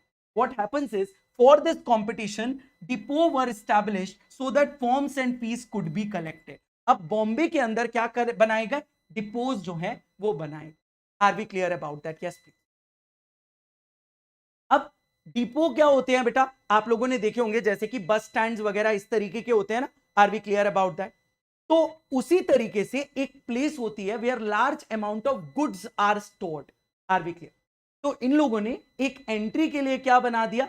एक पर्टिकुलर एंट्री की इस तरीके से बना दी जहां पर लोग आकर फॉर्म्स वगैरह फिल करेंगे, फीस वगैरह पे करेंगे। तो उन्होंने एक डिपो जो है वो बनाकर रख दिया। अब ये डिपो कहां पर बनाया गया? ये डिपो बॉम्बे में भी बनाया गया। प्लीज सी, ये जो प्राइस कंपटीशन जो ऑर्गेनाइज किया जा रहा है ये बैंगलोर से किया जा रहा है, बट बॉम्बे में भी डिपो स्टैब्लिश किए गए, न्यूज़पेपर का सर्कुलेशन है, और भारी मात्रा में लोग आएंगे। लॉट ऑफ बायर्स फॉर जो आते हैं, करेक्ट बात है, वो कहां से आते हैं? बॉम्बे से भी। ठीक है, बॉम्बे से भी आते। Is that clear to every one of you? कोई दिक्कत, कोई डाउट? हाँ, यस, आर बी क्लियर? एक तरीके से आप ये समझ लीजिए कि अगर मैं डिपो की बात करूं तो it is like a running kind of, like you know, एक ऑफिस है। एंट्री वेंट्री करने के लिए होता है ना, जैसे अपन लोग पार्सल्स वगैरह कलेक्ट करते हैं, तो उस तरीके से आप ये मान लीजिए एक पर्टिकुलर प्लेस बनाया गया है जहां पर लोग आकर एंट्रीज कर सकते हैं, रजिस्टर्स वगैरह रजिस्टर कर सकते हैं इस कॉम्पिटिशन के अंदर। अब ये बॉम्बे में भी स्टैब्लिश किया गया है, ये ध्यान देने वाली बात। Is that clear to every one of you? अब आगे की सिचुएशन क्या होती है समझना। इंपॉर्टेंट चीज जिसकी तरफ I want to take you is the Bombay act. अभी एक आएगा, are we clear about that? Prize competition को रेगुलेट करने के लिए एक लॉ है बॉम्बे में। Are we clear? अब व्यक्ति चैलेंज करेगा कि इस प्राइस कंपटीशन से जो भी इनकम जनरेट हुई है, मैं आपको टैक्स क्यों पे करूं? Why should I pay any kind of tax to you? ये बैंगलोर, ये आरएमडी चमारबाग वाला जो है ये आर्ग्यूमेंट ये लेगा। बॉम्बे की गवर्नमेंट ये आर्ग्यूमेंट लेगी क्योंकि तुमने और कंपटीशन जो है डिपो स्टैब्लिश करके हमारे यहां से कई रेवेन्यू जनरेट किया है, कई सारे लोगों ने फीस वगैरह पे किया है, you have to pay the income. अब आपको यहां पर पैसा जो है वो तो शेयर करना पड़ेगा, एक्स्ट्रा टेरिटोरियल ऑपरेशन का। That is the kind of question. Is that clear every one of you? अब क्वेश्चन अपना यह आएगा कि क्या वो जो बॉम्बे एक्ट की एप्लीकेबिलिटी है, एक व्यक्ति जो कि बॉम्बे में नहीं बैठा हुआ है, क्या उसके ऊपर भी लग सकती है? बिल्कुल लग सकती है। क्यों? क्योंकि उसने जो इनकम जनरेट की हुई है यहां पर, what ever income you have made, isn't he is making income एक प्राइस कंपटीशन ऑर्गेनाइज करके जिसमें बॉम्बे के भी बहुत सारे लोग जो हैं वो पार्टिसिपेंट्स हैं। यस, अब वहां का लॉ ये कहता है कि भैया प्राइस कंपटीशन में जब आप हिस्सा लोगे एक सर्टेन एक टैक्स जो है वो आपको पे करना पड़ेगा। अब ये व्यक्ति उस टैक्स को पे करने से बचना चाहता है, ये कहते वक्त कि भैया मेरी तो पर्टिकुलर आपकी ऑपरेशन तो सिर्फ वहीं तक है, मैं तो बाहर बैठा हुआ हूं, so why are you charging tax upon me? यही पॉइंट पर ये केस जो है वो आगे प्रोसीड। अब स्टेट गवर्नमेंट ने क्या किया, then tax the respondent company, RMD Chamarbaugwala की कंपनी को स्टेट गवर्नमेंट ऑफ बॉम्बे, ये स्टेट गवर्नमेंट कहां की है, बॉम्बे की स्टेट गवर्नमेंट, उन्हें टैक्स किया for contesting a price competition in the state, कि भैया आपने आपने क्योंकि हमारे यहां पर एक प्राइस कंपटीशन ऑर्गेनाइज किया था तो हम आपको टैक्स करेंगे, ठीक है। रिस्पोंडेंट जो है वो चैलेंज कर रहे हैं यही सेम पर्टिकुलर चीज को सुप्रीम कोर्ट के अंदर, पोस्ट कॉन्स्टिट्यूशनल केस है सुप्रीम कोर्ट का, ये कहते हुए कि state can not tax the company as it does not fall in the territorial nexus of the state. Respondent जो है आरएमडी चमारबाग वाला वो ये बोल रहे हैं कि इसमें कोई टेरिटोरियल नेक्सस तो दिखता नहीं है, अभी तक जो प्री कॉन्स्टिट्यूशनल केसेस डिसाइड हुए हैं या डॉक्ट्रिन ऑफ टेरिटोरियल नेक्सस की ऑपरेशन है वो तो ये कहती है कि there have to be some nexus through which जब स्टेट कोई लॉ बनाए जो भी उनका ऑब्जेक्ट है, अगर उसमें एक सफिशिएंट नेक्सस मिलेगा तो आप उसे एक्स्ट्रा टेरिटोरियल ऑपरेशन भी दे सकते। Is that clear every one of you? अब अल्टीमेटली यहां पर आर्ग्यूमेंट आरएमडी चमारबाग वाला ये उठा रहे हैं कि because I am not a resident of your respective state, I have organised a competition but I have not organised in your state, मैंने तो बाहर ऑर्गेनाइज किया हुआ है, न्यूज़पेपर के सर्कुलेशन है, लोगों ने हिस्सा लिया हुआ है, तो मेरे ऊपर मैं कोई भी टैक्स देने की मेरी लायबिलिटी नहीं बनती है। ये बोल रहे हैं क्योंकि आपने हमारे स्टेट के अंदर ऑर्गेनाइज किया है आपकी टैक्स देने की लायबिलिटी बनती है। अब कोर्ट के समक्ष इशू क्या है, what is the issue which is there before the court? Court के समक्ष इशू ये है whether the tax can be levied on a person who resides outside the territorial limits of the state or not. RMD Chamarbaugwala जो है वो कहां पर reside कर रहे हैं, he is residing outside the respective state, state के बाहर रिसाइड कर, आर बी क्लियर? अब अगर वो स्टेट के बाहर रिसाइड कर रहे हैं तो क्या विद इन द स्टेट जो लॉ लगाया जा रहा है बॉम्बे के अंदर, क्या उसकी एप्लीकेशन इस व्यक्ति के ऊपर होगी जो स्टेट में रिसाइड ही नहीं करता है? That was the question. मतलब क्या स्टेट ऑफ बॉम्बे जो लॉ बनाए हैं प्राइस कंपटीशन में टैक्स कलेक्ट करने का, जो उनके स्टेट में कलेक्ट होता है, उसकी एप्लीकेशन एक ऐसे व्यक्ति के ऊपर रख सकते हैं जो उनके यहां रहता ही नहीं है, जो कि एक्चुअली रिसाइड तो उनके स्टेट के बाहर कर रहा है, मतलब टैक्स लगाकर वो एक एक्स्ट्रा टेरिटोरियल एप्लीकेशन देना चाहते हैं। अब पेटिशनर साइड अपने आर्ग्यूमेंट्स इस पॉइंट पर बेस कर रही है दैट पेटिशनर मतलब the government, that the company was running the competition within their territorial jurisdiction. इस कंपनी ने प्राइस कंपटीशन कहां ऑर्गेनाइज कराया? बॉम्बे के अंदर। इवन डिपोट्स वर आल्सो सेट, कुछ डिपो भी बनाए गए थे जहां पर आप लोगों ने फीस कलेक्ट वगैरह की। Are we clear about that? Forms वगैरह फिल हुए, तो आपने हमारे यहां पर एक डिपो भी बनाया और आपने प्राइस कंपटीशन जो है वो यहां पर ऑर्गेनाइज किया, और जो सिटीजन जो रिसाइड कर रहे थे बॉम्बे के अंदर उन्होंने इसके अंदर पार्टिसिपेट भी किया। इसीलिए स्टेट का एक कनेक्शन या नेक्सस है with the subject matter which the company had in this case. Company का जो प्राइस कंपटीशन ऑर्गेनाइज करना हुआ, क्या स्टेट का एक सफिशिएंट कनेक्शन अपन को देखने को मिल रहा है? Yes, the state had a very clear sufficient connection in this particular situation कि जो आपने प्राइस कंपटीशन हमारे स्टेट में ऑर्गेनाइज करा है, डिपो एस्टैब्लिश किए, तो हमें आपको टैक्स करने का अधिकार है। अब आप कहीं के भी हैं, हमें फर्क नहीं पड़ता। That is the argument which is taken by who? This is an argument which is taken by who? This is taken by the government. Are we क्या? अब पेटिशन जो रिस्पोंडेंट है उनका क्या आर्ग्यूमेंट है? उनका आर्ग्यूमेंट ये है कि भैया कंपनी बैंगलोर में सिचुएटेड है which is outside the jurisdiction of the state, तो स्टेट लेजिस्लेचर के पास तो जनरल रूल ये कहता है कि भैया territorial nexus is an exception, और वो यही रिफ्यूट कर रहे हैं कि यहां पर कोई टेरिटोरियल नेक्सस है नहीं, तो स्टेट लेजिस्लेचर मुझे आउटसाइड द स्टेट क्या नहीं कर सकती? टैक्स जो है वो नहीं कर सकती। Yes please. टैक्स क्या बॉम्बे के लोगों से मिला, उनके प्रॉफिट। एग्जैक्टली भाई, एनवाई गेमिंग राइट, जो आपका प्राइस कंपटीशन ऑर्गेनाइज हुआ है बैंगलोर में भी हुआ है और इधर भी हुआ है, जो बॉम्बे के लोगों से जो कलेक्शन आया है उनमें आपको टैक्स कलेक्शंस कहां पर देने पड़ेगा? वहां से जो इनकम आपकी जनरेट हुई है उस पर एक सर्टेन अमाउंट ऑफ टैक्स आपको लेवी करना पड़ेगा, वो देना पड़ेगा, बैंगलोर के लिए नहीं देना पड़ेगा। Is that clear everyone? Of कोई दिक्कत, कोई doubt? Yes.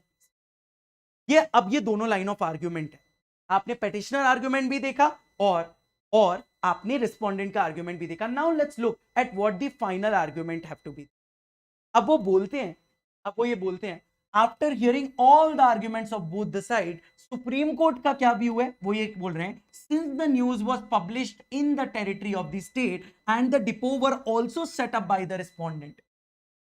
Finally court conclude करते हुए ये बोल रहे हैं, दोनों आर्गुमेंट सुनने के बाद में, कि जो न्यूज जो है वो आपने कहां पर पब्लिश की थी, बॉम्बे में पब्लिश की थी।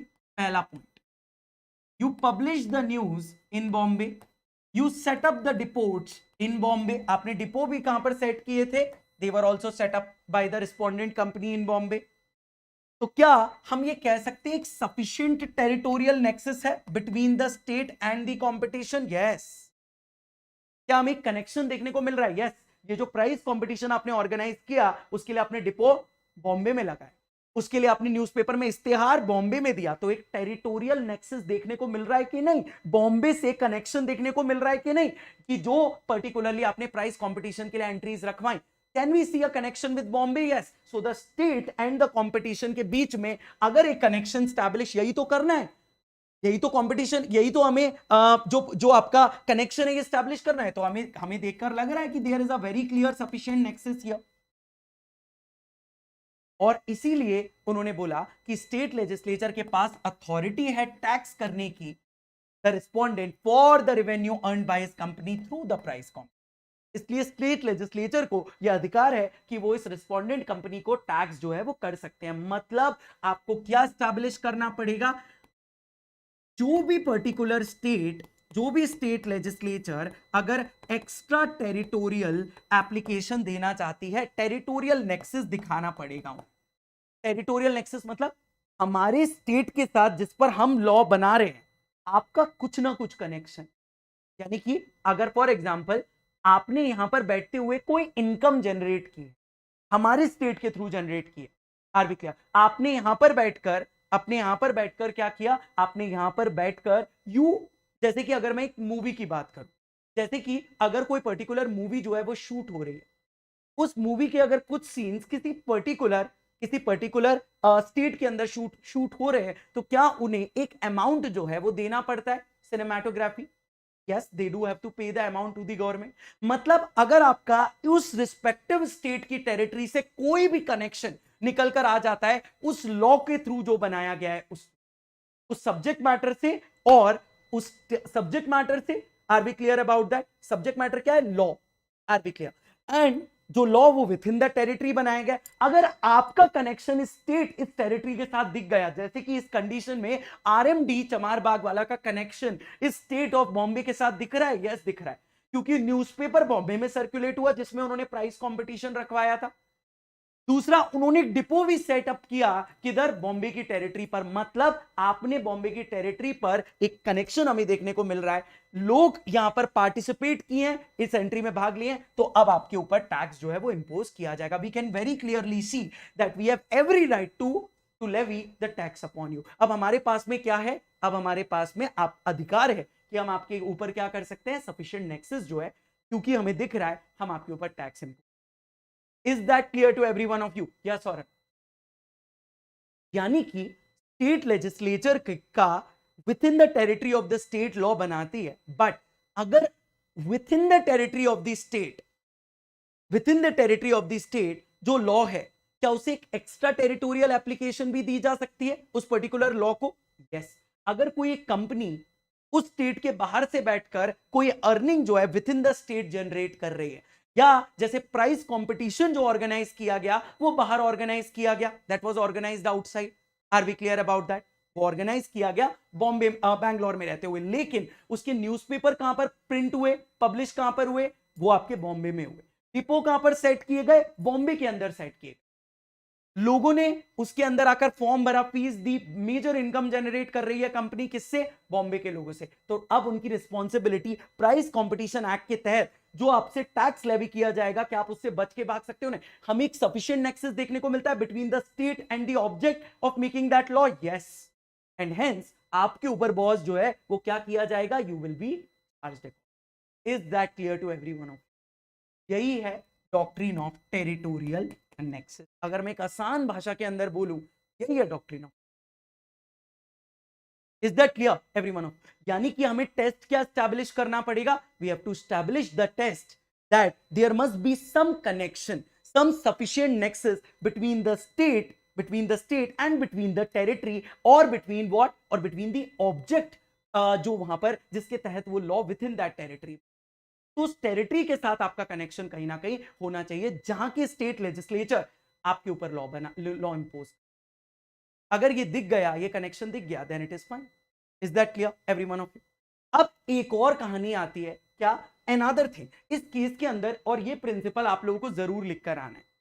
टू इंपॉर्टेंट एलिमेंट्स आपके स्टैब्लिश किए गए इस केस के अंदर, आरएमडी चमारबाग वाला के ये बहुत इंपॉर्टेंट एलिमेंट्स है। कई बार एग्जाम के अंदर यही दोनों पॉइंट्स लिखे हुए आते हैं। टेरिटोरियल नेक्सस के लिए ये किस केस में स्टैब्लिश किया गया कि जो आप नेक्सस शो कर रहे हो, जो कनेक्शन शो कर रहे हो, जो व्यक्ति बाहर सिचुएटेड है भले, उसके ऊपर आप एक्स्ट्रा टेरिटोरियल एप्लीकेशन लगा रहे हो क्योंकि उसका आपके स्टेट के साथ कनेक्शन था। ये सफिशिएंट नेक्सस कैसा होना चाहिए? रियल होना चाहिए, इल्यूजनरी नहीं होना चाहिए। It must be real and not illusionary. Are we clear about that? It should not be a work of fiction. ऐसा नहीं होना चाहिए कि, यानी कि वो क्लियर कट दिखना चाहिए। जैसे इस केस के अंदर क्या हमें क्लियर कट कनेक्शन, एक रियल कनेक्शन स्टैब्लिश होता हुआ दिख रहा है आरएमडी चमारबाग वाला और स्टेट ऑफ बॉम्बे के बीच में? यस। प्राइस कंपटीशन से एक रेवेन्यू क्लियर कट आप बॉम्बे में अर्न कर रहे हो, आपने न्यूज़पेपर वहां पब्लिश किए, डिपो वहां पर एस्टैब्लिश किए, that means there is a real connection and not illusionary one. तो नेक्सस कैसा होना चाहिए, कनेक्शन कैसा होना चाहिए? Real and not illusionary. ये भी इसी केस में बताया गया। Yes please, are we clear about? Yes please. वो बेटा टैक्स लॉज बनाए जाते हैं, टैक्स थोड़ी ना मैं कैलकुलेट करके बताऊंगा कि कितना कितना टैक्स देना होता है। Are we clear about that? वो तो आपके टैक्सेशन लॉस के मुताबिक दिया जाता है ना। For that you have to go and you have to look around for the tax laws. आपके स्टेट के जितने पर्टिकुलर टैक्सेस है वो आप देख के लगाओ। कितना लगाना होगा, that is not our concern. We are not CA students. Our concern is only about कि क्या एक स्टेट लेजिस्लेचर लॉ बनाकर जो उनकी टेरिटरी में जो वो टैक्स इंपोज कर रही है प्राइस कंपटीशन एक्ट के ऊपर, जो प्राइस कंपटीशन एक्ट से जो अर्निंग आती है, जो कंपनी लेती है, उन पर वो टैक्स लगा रही है। इसके लिए उन्होंने एक लॉ बनाया। तो क्या उसकी एप्लीकेशन एक ऐसे व्यक्ति के ऊपर भी हो सकती है जो आउटसाइड द स्टेट बैठकर उस रिस्पेक्टिव टेरिटरीज के अंदर कोई इनकम जनरेट कर लिया? यस, बिल्कुल हो सकती है। अब भले ही वो व्यक्ति बाहर का रहने वाला है, doesn't matter to us, outside the state, that is what we have. So it must be a real nexus होना चाहिए, इल्यूजनरी नहीं होनी। Are we clear? और जो आप लाइबिलिटी इंपोज कर रहे हो, जो लाइबिलिटी इंपोज क्या हो रही है? Tax. It must be relevant to the nexus. और ये जो कनेक्शन आपने स्टैब्लिश किया, इस कनेक्शन को स्टैब्लिश क्यों किया? ऑब्जेक्ट क्या था आपका? टैक्स कलेक्ट करना। तो जो आप लाइबिलिटी इंपोज कर रहे हो, क्या वो भी रेलेवेंट होनी चाहिए टू द नेक्सस? यस। अगर ये दोनों बातें निकल कर आ जाती हैं तो हम क्या बोलेंगे? डॉक्ट्रिन ऑफ टेरिटोरियल नेक्सस की एप्लीकेशन बन गई है। मतलब अगर मुझे सिंपल सी लैंग्वेज है कि स्टेट लेजिस्लेचर को विद इन द स्टेट जो वो लॉ बनाएंगे, अगर उसे एक्स्ट्रा टेरिटोरियल ऑपरेशन देना है तो उन्हें क्या दिखाना पड़ेगा? जहां भी वो एक्स्ट्रा टेरिटोरियल ऑपरेशन दे रही है, मतलब इस रिस्पेक्टिव स्टेट के लॉ को आउटसाइड स्टेट जिस व्यक्ति पर भी अप्लाई कर रही है, उन्हें बताना पड़ेगा कि तुम्हारा हमारे स्टेट के साथ में एक कनेक्शन है और हमारे लॉ जिस पर्पज से हमने ऑब्जेक्ट बनाया हुआ है, you are coming within that ambit of. और सच रैशनल नेक्सस जो हमने अचीव कर रहे हैं वो रियल है, इल्यूजनरी नहीं है, और जो लाइबिलिटी इंपोज की जा रही है वो उस नेक्सस से रेलेवेंट है। Is that clear every one of you? Are we clear about that every one of you? Yes please. कोई दिक्कत, कोई doubt? Yes please. Is that clear every one of you? भाई आपके क्वेश्चन का answer कर तो दिया NY gaming. I have just answered your question. Are we clear about that? Yes please. तो आई होप ये वाली जो चीज है वो समझ में आई होगी एवरीवन। अब एक दो चीजें और जो इंपॉर्टेंट है, क्या टेरिटोरियल नेक्सस का जो प्रिंसिपल है, जब आप टेरिटोरियल नेक्सस के प्रिंसिपल की बात करते हो, क्या ये सिर्फ टैक्स मैटर्स पर ही लगता है एवरीवन ऑफ यू? जैसे कि इनकम टैक्स मैटर्स पर, सेल्स टैक्स मैटर पर, ये जो प्राइस कंपटीशन वगैरह करवाए जाते हैं, इन प्राइस कंपटीशन पर जो टैक्सेस वगैरह इंपोज होते हैं, या गैम्बलिंग वगैरह होती है, आर वी क्लियर? गैम्बलिंग वगैरह जो होती है उन पर जो टैक्स वगैरह कलेक्ट किया जाता है, कसिनोज वगैरह, are we clear about that? Yes और नो? कुछ जगह पर कसिनोज अलाउड है इंडिया में, तो उन कसिनो वालों से भी टैक्सेस वगैरह कलेक्ट किए जाते हैं। Is that clear everyone? तो क्या क्या ये जो डॉक्ट्रिन ऑफ टेरिटोरियल नेक्सस है ये सिर्फ टैक्स मैटर्स पर ही एप्लीकेबल होगी? टैक्स मैटर्स पर तो एप्लीकेबल होगी, बट नॉन टैक्स मैटर्स पर भी एप्लीकेबल होगी। Are we clear? अब मैं जो अगले 5-10 मिनट के अंदर जो स्टैब्लिश करने वाला हूं, over there I will be telling you non tax matters पर ये कैसे होती है। Are we clear about that? Let's going to look at one more case. तो डॉक्ट्रिन ऑफ, ये प्रीलिम्स में पूछा जा सकता है, डॉक्ट्रिन ऑफ टेरिटोरियल नेक्सस जो है क्या सिर्फ टैक्स मैटर्स पर ही एप्लीकेबल होती है? नॉन टैक्स मैटर्स पर भी एप्लीकेबल हो सकती है? बोथ पर एप्लीकेबल हो सकती है? Answer is both. Everyone is clear about that? कोई दिक्कत, कोई doubt? Yes please. Everyone is clear about that? Yes please.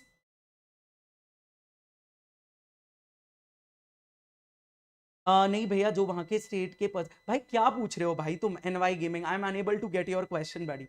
Right. Yes, the doctrine of territorial nexus is applicable not only to tax laws like income tax, like sales tax and law imposing tax on gambling, but it also have application on non-tax laws as well. Non-tax laws के ऊपर भी होता है। अब non-tax laws के ऊपर doctrine of territorial nexus कैसे लगती है? This is given under state of Bihar versus Charushila दासी का केस वर्सेस चारूशिला दासी। ये जो दो केस हैं, ये आपका दूसरा पर्टिकुलर केस आपको देखने को मिलेगा। एक वॉलिस ब्रदर्स का केस मैंने बताया, आरएमडी चमारबाग वाला का केस बताया, and now non tax matters पर डॉक्ट्रिन ऑफ टेरिटोरियल नेक्सस कैसे लगती है वो भी मैं आपको बताता हूं। अब कई बार क्या होता है, रिलीजियस ट्रस्ट वगैरह स्टैब्लिश की जाती है, ठीक है ना। अब बिहार के अंदर एक लॉ है, वो ये कहता है कि अगर हमारी टेरिटरी में कोई ट्रस्ट स्टैब्लिश की जाएंगी तो हम उनसे एक सर्टेन टैक्स जो है वो कलेक्ट करेंगे। We are going to collect a certain particular tax. Are we clear about that? Yes please. Is that clear everyone?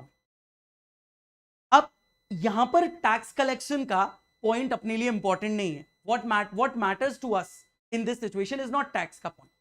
अब यहां पर जो सिचुएशन है वो क्या है, एक लेजिस्लेशन पास की गई बिहार स्टेट ने, और उन्होंने क्या बोला, we have a motive to safeguard the properties relating to Hindu religious trust. अब बिहार के अंदर एक लॉ बनाया जाता है और इनका पर्पस क्या है, ऑब्जेक्ट क्या है इस लॉ का, स्टेट ऑफ बिहार के अंदर इनका पर्पस है सेफगार्ड करना हिंदू रिलीजियस प्रॉपर्टीज जो ट्रस्ट में डाली गई। Are we clear? जो भी properties relating to Hindu religious trust, उनको प्रोटेक्ट करने का काम किसका है, उनको सेफगार्ड करके रखने का काम, that is state of Bihar. Is that clear every one of you? Perfect. यानी कि यहां पर कोई टैक्स का पॉइंट नहीं है।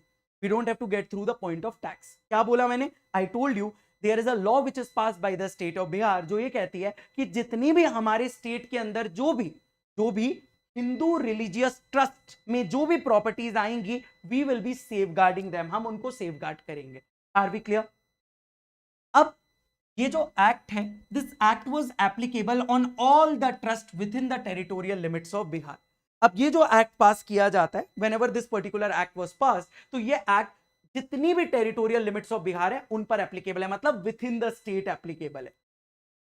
अब रिस्पोंडेंट ट्रस्ट जो है, जो रिस्पोंडेंट ट्रस्ट है, दैट इज चारूशिला दासी, ये जो ट्रस्ट है, इनकी several of its properties are in Bihar and in Calcutta, लेकिन ट्रस्ट जो है वो कहां पर सिचुएटेड है या इंस्टीट्यूशनलाइज कहां पर है, बिहार में। ध्यान से समझ, जो प्रॉपर्टी जो है, are we clear about that, जो प्रॉपर्टी है वो जो ट्रस्ट बनाई गई है, वो ट्रस्ट बिहार में बनाई गई है, लेकिन जो ट्रस्ट बिहार में बनाई गई है ये रिस्पोंडेंट की, are we clear about that, इन्होंने बिहार में एक ट्रस्ट बनाई, लेकिन इसमें प्रॉपर्टीज जो हैं, इस ट्रस्ट में जो हिंदू रिलीजियस प्रॉपर्टीज हैं वो बिहार में भी सिचुएटेड है और कैलकाटा में भी सिचुएशन। अब क्वेश्चन ये आया है कि भैया देखिए, स्टेट ऑफ बिहार ने क्लियर कट लॉ बनाया हुआ है कि ऑल द प्रॉपर्टीज को हम सेफगार्ड करेंगे जो हिंदू रिलीजियस ट्रस्ट में, जो ट्रस्ट बिहार में स्टैब्लिश्ड है, उन ट्रस्ट में जो भी हिंदू रिलीजियस प्रॉपर्टीज हैं हम उन्हें सेफगार्ड करेंगे। That is the law, that is the law of Bihar. State legislature ने एक लॉ बनाया, ठीक है। अब यहां पर एक ट्रस्ट क्रिएट की जाती है बिहार के अंदर। अब इस ट्रस्ट में कुछ रिलीजियस प्रॉपर्टीज जो थी वो कहां पर सिचुएटेड थी, वो पर्टिकुलरली बिहार में भी सिचुएटेड थी और कुछ कैलकाटा में भी थी। अब ये जो लॉ की एप्लीकेशन है, इस लॉ की application with in the state of Bihar है। जो भी ट्रस्ट बिहार में क्रिएटेड होंगी, जो भी प्रॉपर्टीज उन ट्रस्ट में है, वो जो भी पर्टिकुलर प्रॉपर्टीज जो है वो ट्रस्ट जो है होल्ड करके रखती हैं, उनको सेफगार्ड करने का अधिकार किसका होगा? स्टेट ऑफ बिहार का होगा। That is what they are saying, that is the law in place. अब यहां पर क्वेश्चन ये उठ रहा है कि जो बिहार में प्रॉपर्टीज हैं, जो ट्रस्ट एस्टैब्लिश्ड है वो आपकी बिहार में एस्टैब्लिश्ड है। ट्रस्ट कहां पर एस्टैब्लिश्ड है? बिहार में एस्टैब्लिश्ड। कुछ प्रॉपर्टीज बिहार में है, कुछ प्रॉपर्टीज यही ट्रस्ट क्या कैरी करती है? होल्ड करती है। कुछ प्रॉपर्टीज जो बिहार में है, कुछ कैलकाटा में। क्वेश्चन ये है कि जो कैलकाटा में भी प्रॉपर्टीज हैं, जो कैलकाटा में भी प्रॉपर्टीज हैं जो बिहार वाली ट्रस्ट होल्ड कर रही है, क्या स्टेट ऑफ बिहार की एप्लीकेशन उन पर्टिकुलर प्रॉपर्टीज पर भी होगी? That is the question. Yes please, every one of you have understood the question? Yes please, जल्दी से बताइएगा क्वेश्चन क्या है। I will explain it to you, right, I will explain it to you. Question क्या है? Question बड़ा simple सा है कि भैया देखिए, एक बिहार स्टेट ने, जो स्टेट लेजिस्लेचर ऑफ बिहार है, इन्होंने एक एक्ट बनाया, और ये एक्ट का पर्पस क्या है? ये गवर्न करता है, सेफगार्ड करता है किसको? जो भी ट्रस्ट एस्टैब्लिश की जाएंगी, जो भी ट्रस्ट एस्टैब्लिश की जाएंगी बिहार के अंदर, और इन ट्रस्ट में जो जो प्रॉपर्टीज हैं, आर वी क्लियर? हम उन्हें सेफगार्ड करेंगे, ये बिहार सेफगार्ड करेगी, state of Bihar. Is that clear every one of you? That is the purpose of the act which Bihar has made. Now second situation क्या आती है? एक ट्रस्ट है जो कि बिहार में सिचुएटेड है, एक ट्रस्ट है जो कि बिहार में सिचुएटेड है, और ये ट्रस्ट कुछ प्रॉपर्टीज होल्ड करी हुई है, कुछ प्रॉपर्टीज होल्ड की हुई है, और ये प्रॉपर्टीज कैसी है? हिंदू रिलीजियस कुछ प्रॉपर्टीज है। अब इनमें से कुछ प्रॉपर्टीज बिहार में सिचुएटेड है और कुछ प्रॉपर्टीज कैलकाटा में सिचुएटेड है। स्टेट ऑफ बिहार का लॉ ये कहता है, जो स्टेट लेजिस्लेचर ने जो लॉ बनाया है बिहार का, उनका लॉ ये कहता है कि अगर आपकी ट्रस्ट हमारी टेरिटरीज में है, बिहार में है, तो फिर उस ट्रस्ट में जो भी प्रॉपर्टीज आएंगी उन्हें हम सेफगार्ड करेंगे। We are the one who will be governing those particular trust. हम उस ट्रस्ट को गवर्न करेंगे। That is the particular law. अब यहां पर जो रिस्पोंडेंट्स हैं, आर वी क्लियर? उनकी ट्रस्ट कहां पर सिचुएटेड है? ट्रस्ट तो बिहार में ही सिचुएटेड है बेटा, ट्रस्ट तो बिहार में ही सिचुएटेड है, लेकिन इस ट्रस्ट में कुछ प्रॉपर्टीज ये ट्रस्ट होल्ड करती है, हिंदू रिलीजियस कुछ प्रॉपर्टीज होल्ड करती है, कुछ बिहार में है, कुछ कैलकाटा में। क्वेश्चन ये है कि जो कैलकाटा में जो पर्टिकुलरली प्रॉपर्टीज हैं, क्या इन प्रॉपर्टीज पर भी कंट्रोल जो है, क्या बिहार गवर्नमेंट का यहां पर रहेगा कि नहीं रहेगा? That is the question. Yes और no? Everyone of you have understood? अब ये कोई मैटर टैक्स से रिलेट करता है? नहीं, ट्रस्ट से रिलेटेड मैटर है, सीधा का सीधा। तो ट्रस्ट में प्रॉपर्टीज जो हैं हम स्टैब्लिश करते हैं, एक ट्रस्ट बनाते हैं और प्रॉपर्टी दान में दे देते हैं, चैरिटीज में दे देते हैं, रिलीजियस पर्पसेस के लिए दे देते हैं, वही। तो बोल रहे हैं अगर जितनी भी प्रॉपर्टीज, अगर एक ट्रस्ट बिहार में क्रिएटेड है और जिन रिलीजियस पर्पसेस के लिए जो जो टेरिटरीज ये ट्रस्ट होल्ड कर रही है, वो बिहार गवर्नमेंट का, उनमें they will be the one who will be safeguarding these Hindu religious properties in those trust. Is that clear every one of you? Are we clear about that? Yes please. अब ultimately what is going to happen, अब ultimately क्या होता है? अब आप मुझे बताइए, do you see a territorial nexus?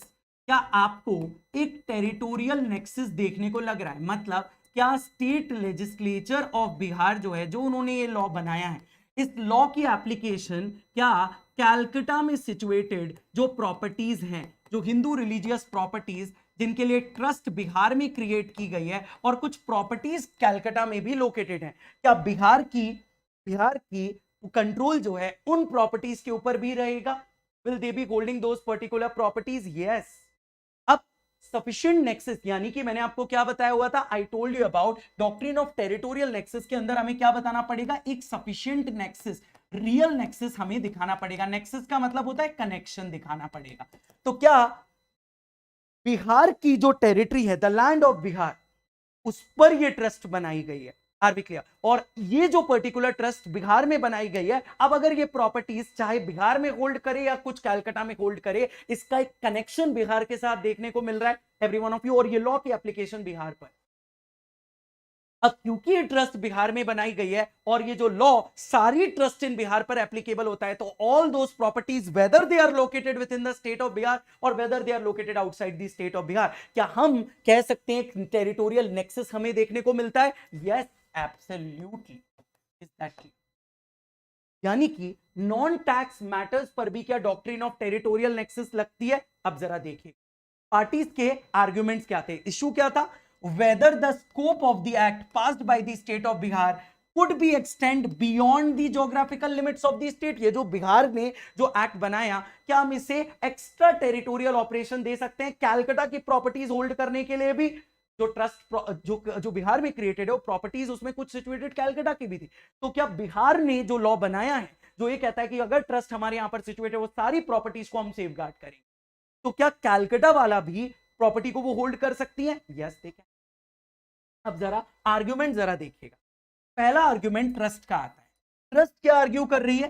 That properties were outside the territorial jurisdiction of the state. की ये जो प्रॉपर्टीज है ट्रस्ट, यानी कि जो मैं बात कर रहा हूं आपका, I am speaking about this every one of you, that is Charushila Dasi का, राइट। सो ये जो चारुशिला दासी है, they are the respondent, they are basically stating what. अब ये क्या बोल रहे हैं? ये बोल रहे हैं क्योंकि प्रॉपर्टीज आपके जुरिसडिक्शन में ही सिचुएटेड नहीं है, तो आप इन प्रॉपर्टीज को होल्ड नहीं कर सकते, या उनके ऊपर किसी तरीके की सुपरिटेंडेंस आप जो है वो नहीं रख सकते हो। ये आर्ग्यूमेंट किसका है? ये चारुशिला दासी का argument. The laws made by Bihar, वो बोल रहे हैं क्योंकि प्रॉपर्टीज आपके यहां पर सिचुएटेड नहीं है, इसीलिए जो बिहार ने जो लॉज बनाए हुए हैं, they can not B enforced upon the properties in Calcutta. Those properties मतलब जो बिहार के बाहर लोकेटेड है, कैलकाटा। तो ट्रस्ट भले ही आपके यहां पर स्टैब्लिश्ड है, मान लिया, लेकिन प्रॉपर्टीज आपके यहां नहीं है, तो आपकी टेरिटोरियल एक्सटेंट के बाहर है, तो आप उनके ऊपर नहीं करेंगे। ये आर्ग्यूमेंट किसका है? ट्रस्ट का आर्ग्यूमेंट। अब स्टेट गवर्नमेंट ये आर्ग्यू कर रही है that since the managing body of the trust is with in the territorial jurisdiction of Bihar. वो क्या बोल रही है? इस ट्रस्ट को में जितनी भी प्रॉपर्टीज हैं, वो कहां सिचुएटेड है? Where is the trust situated? Governing body इस ट्रस्ट की कहां सिचुएटेड है? वो बोल रही है बिहार में situated. And the trust has complete control over any affairs related to those properties। मतलब जो प्रॉपर्टीज चाहे कैलकाटा में हो या बिहार में हो, उनके ऊपर एब्सोल्यूट जुरिसडिक्शन किसका रहेगा? ट्रस्ट का रहेगा। तो उन्होंने कहा कि अगर ये ट्रस्ट बिहार में सिचुएटेड थी, are we clear about it, और प्रॉपर्टीज भले कैलकाटा में भी कुछ सिचुएटेड है, doesn't matter to us, real control is with the trust. Are we clear? And the trust is located within the territorial jurisdiction। यानी कि हमें एक sufficient nexus देखने को मिल रहा है कि नहीं देखने को मिल रहा है बेटा? कि sufficient nexus जो है, क्या वो देखने को मिल गया? Is the trust created in Bihar? Yes। Trust ने जो जो प्रॉपर्टीज होल्ड की हुई हैं, लॉज बनाने का पर्पस क्या था? To safeguard all the properties, to safeguard all the Hindu religious properties in the trust, उनको सेफगार्ड करने। तो क्या इनको भी सेफगार्ड करने के लिए बिहार जो है वो पर्टिकुलरली यहां पर लॉ बनाएगा? Yes, absolutely. उनकी application, extra territorial application state of Bihar की कैलकाटा के प्रॉपर्टीज के ऊपर भी लगी। Is that clear every one of you? और आगे की सिचुएशन अगर आप देखेंगे तो वो यही बोल रहे हैं, the legislation made by the state legislature of Bihar was enforceable on those properties as well. Court ने भी जजमेंट पास करते हुए सीधा सीधा ये बोला, कोर्ट ने भी जजमेंट पास करते हुए यही बोला that the act passed by the Bihar could have an effect on property situated outside the territorial limits of Bihar as the management body of the trust was there in the territory of Bihar। आपको important point यहां से क्या रहा याद रखना है? Management body of trust जो है वो कहां पर लोकेटेड है? वो आपकी बिहार में लोकेटेड है। जब मैनेजमेंट बॉडी का बिहार में लोकेटेड होना क्या एक सफिशिएंट नेक्सस हमें शो करता है उस स्टेट के साथ, every one of you, and the object which the state legislature wanted to achieve? Yes. Are we clear? Now you have every right to impose liability upon the trust as well। और उन्होंने finally यही बोला, and all those properties were belonging to the trust itself। जो भी properties थी वो सब उस ट्रस्ट की थी। ट्रस्ट कहां पर सिचुएटेड है? It is within the territorial limits of Bihar, therefore drawing a direct nexus between the subject matter and the legislation, as the relation between the trust and those properties were held to be real and not illusionary। ये real not illusionary test कहां से आया हुआ है? RMD, state of Bombay versus R&D Chamarbaugwala का case. Are we clear? जिसने हमें establish किया था कि जब टेरिटोरियल नेक्सस एस्टैब्लिश करो तो दो चीजें एस्टैब्लिश करिए कि जो नेक्सस मैं दिखा रहा हूं वो रियल होना चाहिए, इल्यूजनरी नहीं होना चाहिए, और जो लाइबिलिटी मैं इंपोज कर रहा हूं, are we clear about that, वो कैसी होनी चाहिए? रेलेवेंट होना चाहिए with that nexus. Is that clear to every one of you? यही है तुम्हारा पूरा का पूरा जो पार्ट है about doctrine of territorial nexus. If you see for it, जितना का जितना पार्ट है टेरिटोरियल नेक्सस का, वो पूरा का पूरा लेक्चर हो गया. अब I will take just 1 minute, सिर्फ मुझे 2 से 3 मिनट देना बेटा. Just give me 2 to 3 minutes to end this particular class. Are we clear? 2 to 3 minutes में मैं पूरा का पूरा जो लेक्चर है वो आप लोगों के लिए विद इन 5 minutes के अंदर पूरा लेक्चर जो है वो आपको क्या करके दे रहा हूं, नट शेल में कंप्लीट करके दे. ठीक है ना, ताकि पूरा रिवाइज हो जाए क्या क्या कहानी. पहला, सबसे पहले नंबर पर डॉक्ट्रिन ऑफ टेरिटोरियल नेक्सस जानने के पहले हमें क्या पे जाना पड़ेगा? Centre state relations. Centre state relations में distribution of power, legislative relations, administrative and financial. Legislative relations में लॉ बनाने की पावर सेंटर और स्टेट के बीच में डिवाइड कैसे की गई है? जुरिस्डिक्शन के माध्यम से. 245 and 246. 245 territorial jurisdiction and 246 subject matter jurisdiction. This will be read with what? With the schedule number 7. तो यूनियन उन टेरिटरीज में लॉ बनाएंगे और उन लिस्ट में लॉज बनाएंगे जो उन्हें शेड्यूल 7 में अलाउ किए गए. Territories within the whole territory of India और any part of the territory of India. But can the parliament while making the law, जब वो लॉ बनाएगी पार्लियामेंट, तो क्या बियॉन्ड इंडिया भी लॉज बना सकती है? एक्स्ट्रा टेरिटोरियल ऑपरेशंस भी दे सकती हैं? बिल्कुल. Are we clear? मतलब जो लोग इंडिया के बाहर सिचुएटेड हैं, उनकी प्रॉपर्टीज इंडिया के बाहर सिचुएटेड हैं, उन पर भी इस लॉ की एप्लीकेशन लगेगी. Yes, absolutely. स्टेट लेजिस्लेचर के थ्रू बनाने का लॉ बनाने का मतलब क्या है? स्टेट लेजिस्लेचर अपने अपने रिस्पेक्टिव स्टेट में लॉ बनाएगी, बट एक्स्ट्रा टेरिटोरियल ऑपरेशन उनके नहीं रहते हैं. Exception comes as doctrine of territorial nexus. लेकिन जो स्टेट लेजिस्लेचर ने डॉक्ट्रिन ऑफ टेरिटोरियल नेक्सस बोले तो कि अगर स्टेट ने जो पर्टिकुलर लॉ बनाया है उसमें हम अगर एक कनेक्शन, एक सफिशिएंट नेक्सस शो कर दे जो कि रियल होना चाहिए, इल्यूजनरी नहीं होना चाहिए, जो कि रियल होना चाहिए, जो कि इल्यूजनरी नहीं होना चाहिए, अगर हम ये कनेक्शन दिखा देते हैं, तो क्या इन दैट पर्टिकुलर सिचुएशन कि जो स्टेट लेजिस्लेचर जो law within the territory लगा रही है, क्या वो आउटसाइड रहने वाले लोगों के ऊपर भी एप्लीकेबल हो सकता है? यस, बिल्कुल हो सकता है. जैसे जो हमने देखा आरएमडी चमारबाग वाला के केस के अंदर. Are we clear about that? And the another particular. Is that clear to every one of you? Yes or no? Now, अपन लोग आगे बढ़े. Then we looked at what? Doctrine of territorial nexus के अंदर आगे बढ़ते हुए मैंने आप लोगों को बताया कि प्री कॉन्स्टिट्यूशनल और पोस्ट कॉन्स्टिट्यूशनल कुछ केसेस हैं जिनमें ये पर्टिकुलर मैक्सिम जो है ये आपको देखने को यूज होती है. Are we clear? पहले तो extra territorial application made by the state legislature तभी वैलिड होगी जब आप क्या दिखा पाओगे? सफिशिएंट नेक्सस दिखा पाओगे between the territory of the state and between the object.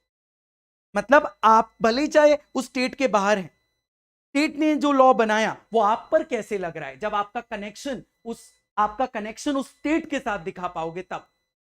जैसे आरएमडी चमारबाग वाला के केस में जो प्राइस कंपटीशन ऑर्गेनाइज किया जाता था, स्टेट लेजिस्लेचर जो बॉम्बे में प्राइस कंपटीशन ऑर्गेनाइज किया जाता उस पर टैक्स कलेक्ट करती. अब क्योंकि in this situation what happened in this particular situation, क्योंकि जो आपका पर्सन था आरएमडी चमारबाग वाला की जो कंपनी थी वो बैंगलोर में से भले ही पब्लिश कर रही थी, लेकिन उसका सर्कुलेशन जो है वो कहां पर था? पब्लिकेशन भी कहां पर था? बॉम्बे में था. उन्होंने डिपो भी लगाए हुए कि जो भी क्रॉसवर्ड पजल्स वगैरह क्या करेंगे, जो भी क्रॉसवर्ड पजल्स में पर्टिकुलरली उन्होंने फॉर्म्स एंड फीस जो है वो अलाउ की डिपो लगाकर. बहुत लोगों ने, बॉम्बे के लोगों ने उसमें इंटरेस्ट लिया, एक हाई इनकम जनरेट की इन लोगों ने, और फिर इसके बाद में क्या हुआ? स्टेट ऑफ बॉम्बे ने आरएमडी चमारबाग वाला की कंपनी के ऊपर टैक्सेस जो है वो लेवी की. आरएमडी चमारबाग वाला का कहना यह है कि मैं तो आपके स्टेट में हुई नहीं, तो आप मेरी कंपनी के ऊपर टैक्सेस कैसे कलेक्ट कर सकते हैं? कंपनी का आर्ग्यूमेंट ये था कि भैया आपने डिपो यहां लगाए, आपने सर्कुलेशन न्यूज़पेपर के यहाँ की कि हमारे लोगों ने उसमें हिस्सा लिया, आपने इनकम यहां से जनरेट की, तो you to pay the taxes as well. तो क्या ऐसी परिस्थिति के अंदर is it going to be there? Yes और no every one of you? Are we clear about that? Yes please everyone. Are we getting the point everyone?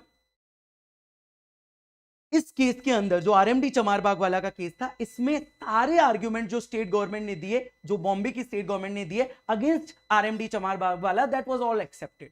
ये कहते हुए कि भाई ठीक है आपकी कंपनी बाहर बेस्ड है, आपने प्राइस कंपटीशन एक्ट के तहत एक लॉटरी कंपटीशन हमारे स्टेट में ऑर्गेनाइज करा, हमारे लोगों ने पार्टिसिपेट किया, डिबो आपने सेट किया जिसमें लोगों ने हमारे स्टेट की टेरिटरीज पर किए, मतलब there is a direct sufficient nexus. This nexus is real, it is not illusionary, and the liability as tax which we are imposing upon you is relevant to that connection, to that nexus. Are we clear about that? Perfect.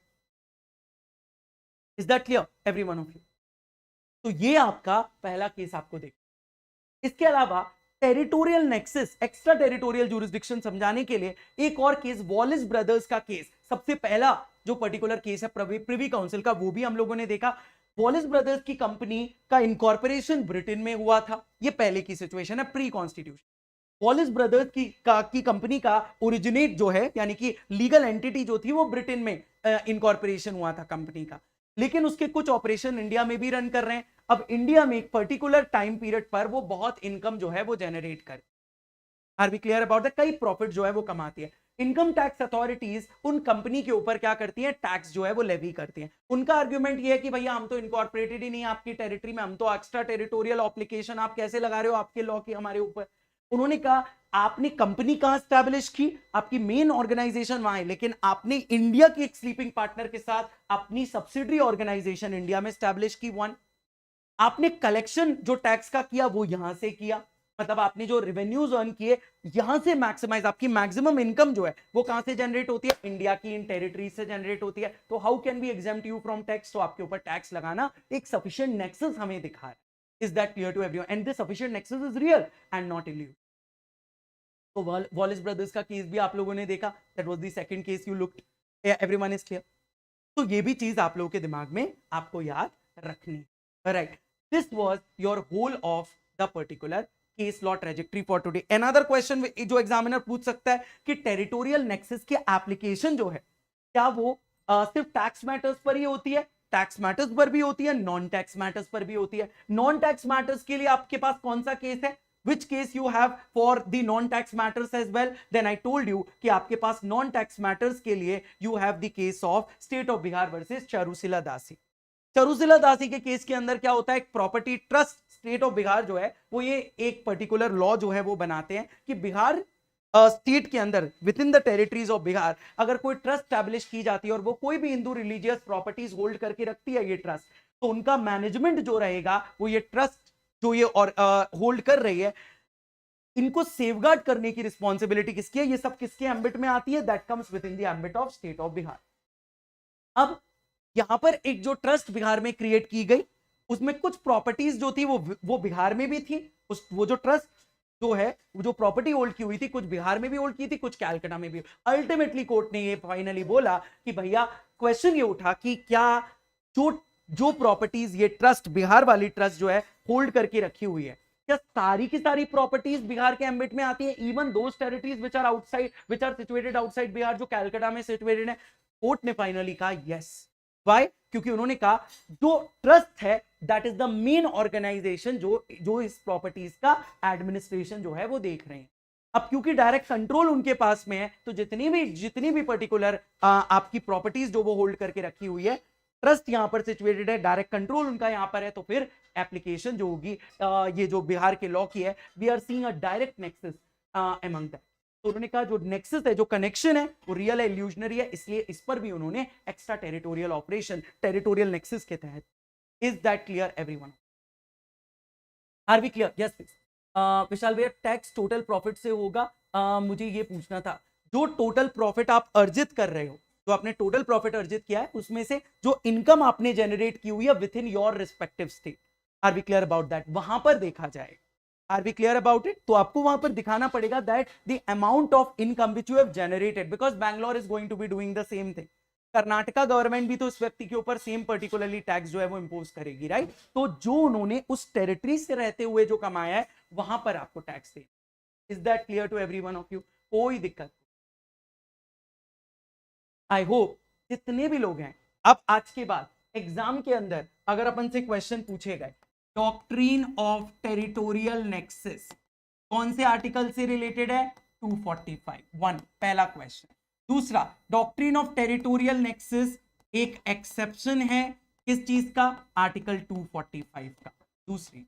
तीसरे number पर जो doctrine of territorial nexus है, इसके leading case क्या क्या होते हैं? What are the leading case?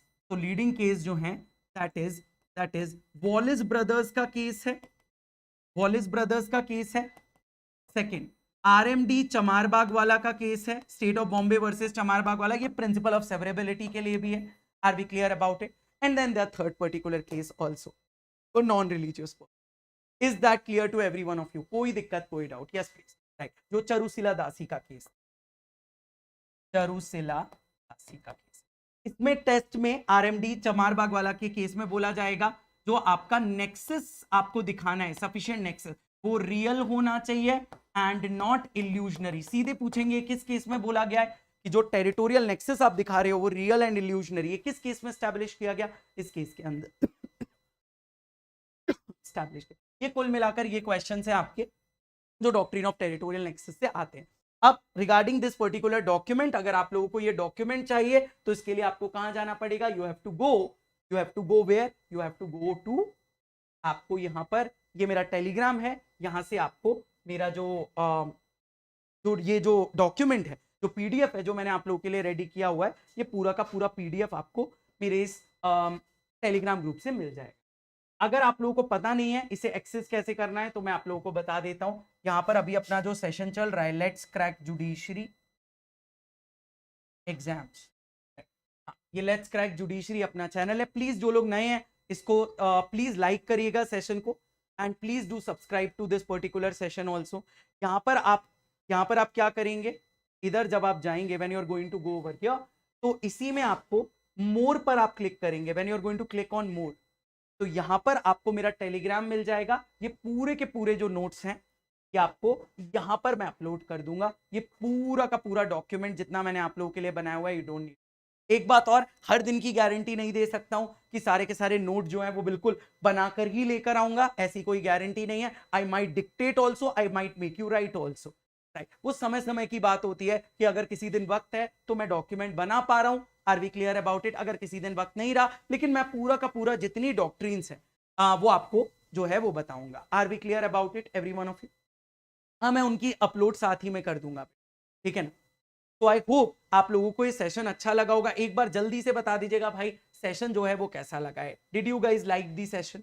Everyone तेजी के साथ में बताइए, did you guys like the session? क्या मजा आया सेशन के अंदर? Do you want more of such sessions? अगर आप लोगों को इस तरीके के और सेशन है, मैंने आप लोगों को पहले भी बोला हुआ है, ये और सेशन ऐसे ही नहीं होते। ये सेशंस तभी होंगे when you are going to show your love towards it, when you are going to demand these things, because सिर्फ मेरे को बोल देने से नहीं होगा। the whole team watches, right? the whole channel watches कि what the students want. if they want certain things, that will happen for sure. फिर तो हमारी टीम 100% उसके लिए जो है वो आपको बताएगी। I hope ये जो डॉक्ट्रिन्स है they are a bit complicated gamut, right, but मैं कोशिश करूंगा कि आप लोगों के लिए जितनी भी इंपॉर्टेंट डॉक्ट्रिन्स है कॉन्स्टिट्यूशन की जो मैं इस मंथ लेकर आ रहा हूं, you guys will appreciate it, और आप लोगों को काम में भी, ठीक है? तो ये मेंस का भी आपका काम इसके अंदर। And last but not the least, यहाँ पर मेरी स्पेशल क्लास भी होती है, फ्री स्पेशल क्लास है। अगर आप लोग ज्वाइन करना चाहें तो यहाँ पर आप लॉ विथ विशाल के नाम से मेरी जो क्लास है इसे आप ज्वाइन जो है वो कर सकते। You guys can join this respect. चलिए guys, meantime take care of yourself. मैं आप लोगों को मिलता हूं, right? Thank you so much, bye bye.